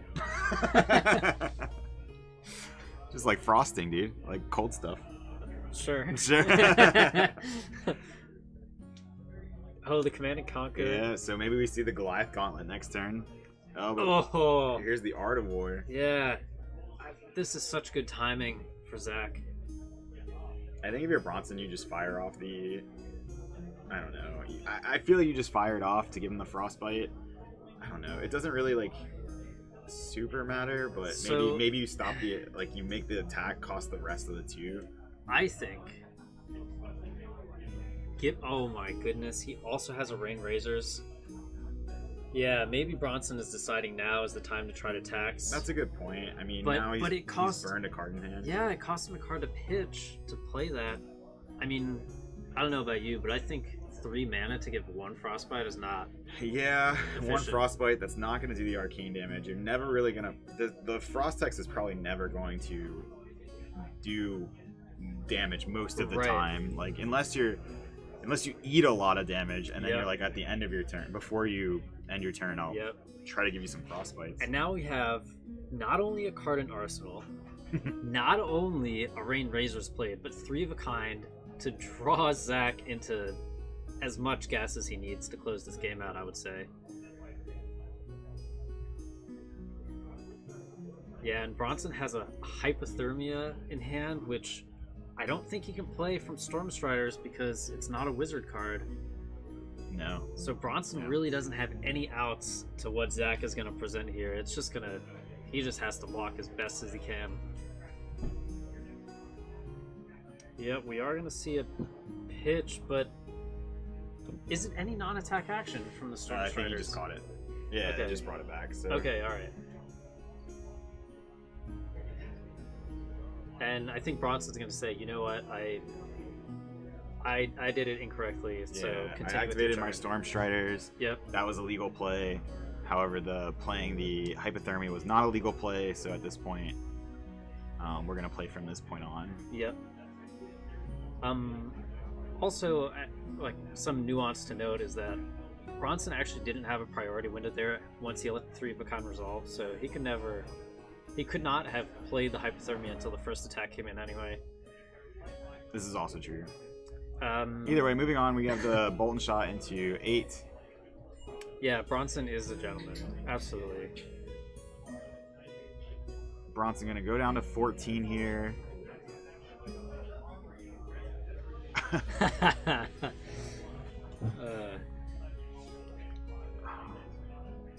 Yeah, I think this is probably... This is probably the big turn that Zach's Yeah. needed. I like the tap somersault for the Voltaire. Yep. Choosing not to though. Just gonna fire off the Frost. Not Frost. Blizzard Bolt. Yep. Yeah. Comes so, in for 8 because of Art of War and Rain Razor. Yep. 8, Yeah. and it'll create a. I don't know if he fused. I don't think he fused He it. did but not. yeah. So just 8 damage, but 8 damage is a lot at this point. Yeah, yeah. And like I said, those channel like frigids being gone, we're gonna actually crack the Snapdragon Scalers. Yep. Makes sense. And now we can play that last. Oh, we're actually gonna crack the gloves here. It makes sense if he has Yep. 2 reds in hand, Yep. or in this case, a red, or an Art of War which can't shoot or be played. Yeah, into another. What? 8 damage. Another 8. Yep. So So, Bronson's gonna have to block here to stay using the alive. bracers just for the +1 at this point. Though pitching to Voltaire could have also would have given done the +1. same thing. Yeah, absolutely. Yeah. So Yeah, it definitely would have probably been the better choice to Voltaire there, but here we are. here we are. You know, Maybe he's giving one back to Bronson it's for killing yeah, his maybe it's Yeah. round number 5 too. Round number 5 has been 5 hours, maybe a little bit over 5 hours with the break and everything. So Yep. Got a couple armor blocks. Yep, gonna block 3 there. Go to 1. And his last 2 cards, I think, are the CNC and the Hypothermia. Hypothermia, right? Yep, clean all that up. Yep. That was a pretty nasty Lexi turn for sure. Well, that's all 3 of the power cards in combination. You know, you got Art of War, 3 of a kind, and Rain Razor. It's Here's exactly the thing how you though, dream it. Muck Duck is like CNC for 8 here feels like really terrible. Yep. It's awful. Yeah. And we're gonna see it, so unfortunately for Bronson, there's no arsenal you're hitting. I mean, if you look at it in a certain way, that's like fine then, because even if like Zach had an arsenal, it would just end up in the same exact game state. So Yep. oh, and that CNC ended up On the bottom. in the bottom of the deck. But I think Yeah. Yeah. again, it just happened. So Bronson probably knows that this game is gonna end soon. So yeah, this is where especially there's no boots, no arsenal. You're the Lexi player. You're thinking, oh, there's blood in the water at this point. Like, yep. Pathing Helix Pathing with Helix. Go Again. It's like I have not seen that one in a while. So Yeah, well, this is it's kind of the classic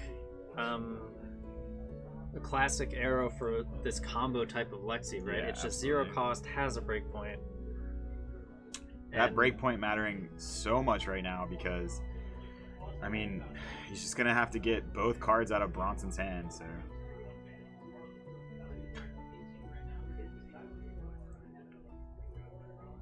Gonna load in that next arrow, fire it off, probably for the +1 off Voltaire.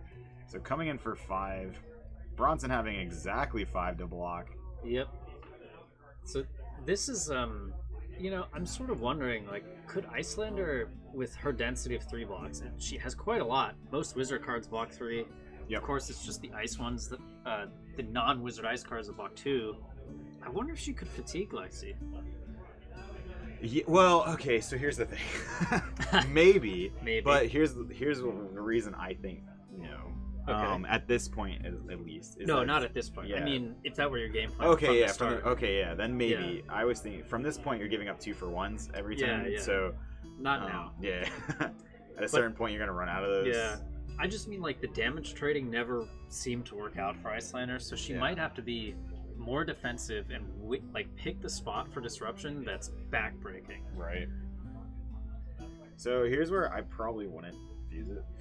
I just don't want to give my opponent information. Yeah, the on-hit doesn't matter because they're they at did. 1. Oh! Oh, no, it does matter. Amulet of Ice. I forgot about Amulet of Yeah. Ice. I'm Better silly. Lexi player than us. Yeah, no, absolutely. It kind of, I was like, oh, it's another Frost Hex or something. So here, Bronson's going to have to give up a card. Yep. And I think they're just talking through, this actually happens before blocks if Zach chooses to activate it. Yep, and so Voltaire does have 1 more activation, but we're going to have the 3 of a kind. So as long as we can fire off, I mean, we're going to fire off at least the Endless Arrow, so that's going to be enough to end this game here. So Zach just needed to draw another arrow, activating Voltaire. Go again. Shows it. Just to guarantee it. Yep. Yep. Good game. And that is game. Bronson unfortunately does lose here, and Zach will move on to 3-2. I think that actually makes both of our players here 3-2. So awesome game by all of our competitors today. I mean, 5 rounds of Swiss. A lot of great games on stream. Yeah. Particularly this one was a really fun one just because it was kind of wacky. It was super wacky, yeah. There was a little bit of misplaying, a little bit of ice just flying around. People like, honestly, there were points where it was like, I don't know how much that card costs right now. Well, I think channeling Frigid for 4 turns in a row is definitely something you don't see every day, and I wouldn't even put my money on Olden being able to do that. So Icelander just getting the disruption, that's for sure. I don't see that yet. We're not gonna do that. All right. So anyway. Hey, thanks for the follow, Mr. Jackpots. Thank you. So yeah, we had 5 rounds of Swiss. We were kind of finishing up this last round of Swiss into what will be a top cut. However, I will be super candid. It's a cash tournament, and typically the way these 1Ks, these cash tournaments work, it's really beneficial for all players to stay split. The amount of money you get is pretty decent considering your buy-in. I think the split is $125 a person, so on a $35 buy-in. So that being said, we will keep you informed if they don't split and they decide to play it out. We'll be bringing you a top 8 match. I'm gonna go look real quick what time is left in the round. Give me 1 second. Yeah, so regardless of how the split goes, thanks for coming out. I think after AJ gets back here, we have 10 minutes until time in the round. What do you say, AJ? Are we gonna shoot the breeze, or We're gonna probably throw it on the Be Right Back screen. Be Right Back screen it is. All right, so go ahead. Thanks for sticking with us, and we'll be back soon. Yeah, either way, we're gonna come back, give you guys the information, tell you what happened. if they players split, and kind of give you the rundown of what made top 8 too. So definitely stick around. If you haven't already, make sure you like, follow, all that stuff. Love you too, Muck Duck. Thank you so much. Yeah, definitely stick around, and we'll be right back.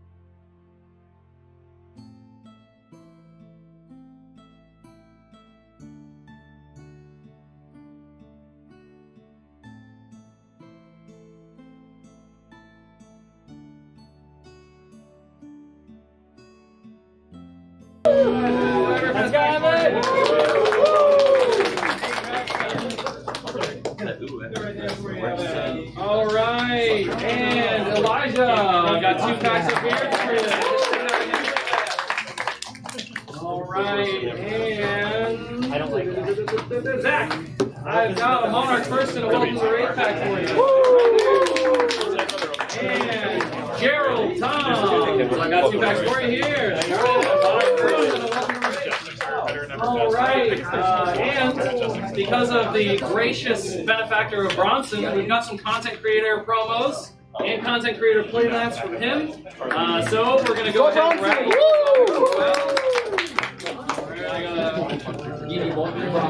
Bronson.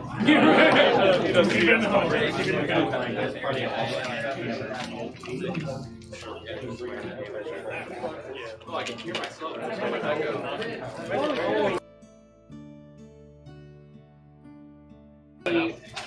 Content Creator 2 promos, the Herald of Rebirth, you've got a full set. A full play set, one of each. Alright, and coming up from my Content Creator promos, because I thought why not do both, some Herald of Protections, and we're going to go ahead and pull another random number here. Alright, this is Emmanuel Garcia. He just left, but these are his. They'll be buying the counter for him. Not as climactic as somebody who's right here, right in front of us. Alright, but Roberto, you've got an Eclipse Smash. Oh, shit! Oh, snap! Courtesy of Bronson. Thank you, Bronson. Oh! And player number 16, Colin Wong. I've got to do that for you. Alright, once again, thank you so much, Bronson, for pitching those in. Alright, we all know what we're here for. It's top 8 announcements. So, we can get quiet on set. In first place, undefeated, Michael. In second place, going 4-1, Mr. Jimmy Lee. In third place with the same record, 4-1, Gee. In fourth place, also 4-1, Joseph. In fifth place, also 4-1, Tony.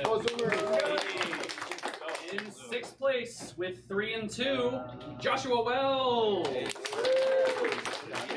in seventh with 3-2 as well, Bill Evans. And in eighth place, the final person to hit top 8, we've got, drum roll please, Virgil Tom. Congratulations to our top 8 players. Do we want to know who's on bubble? Do we want to ruin somebody's day? Yeah, also 3-2, Michael Stevens.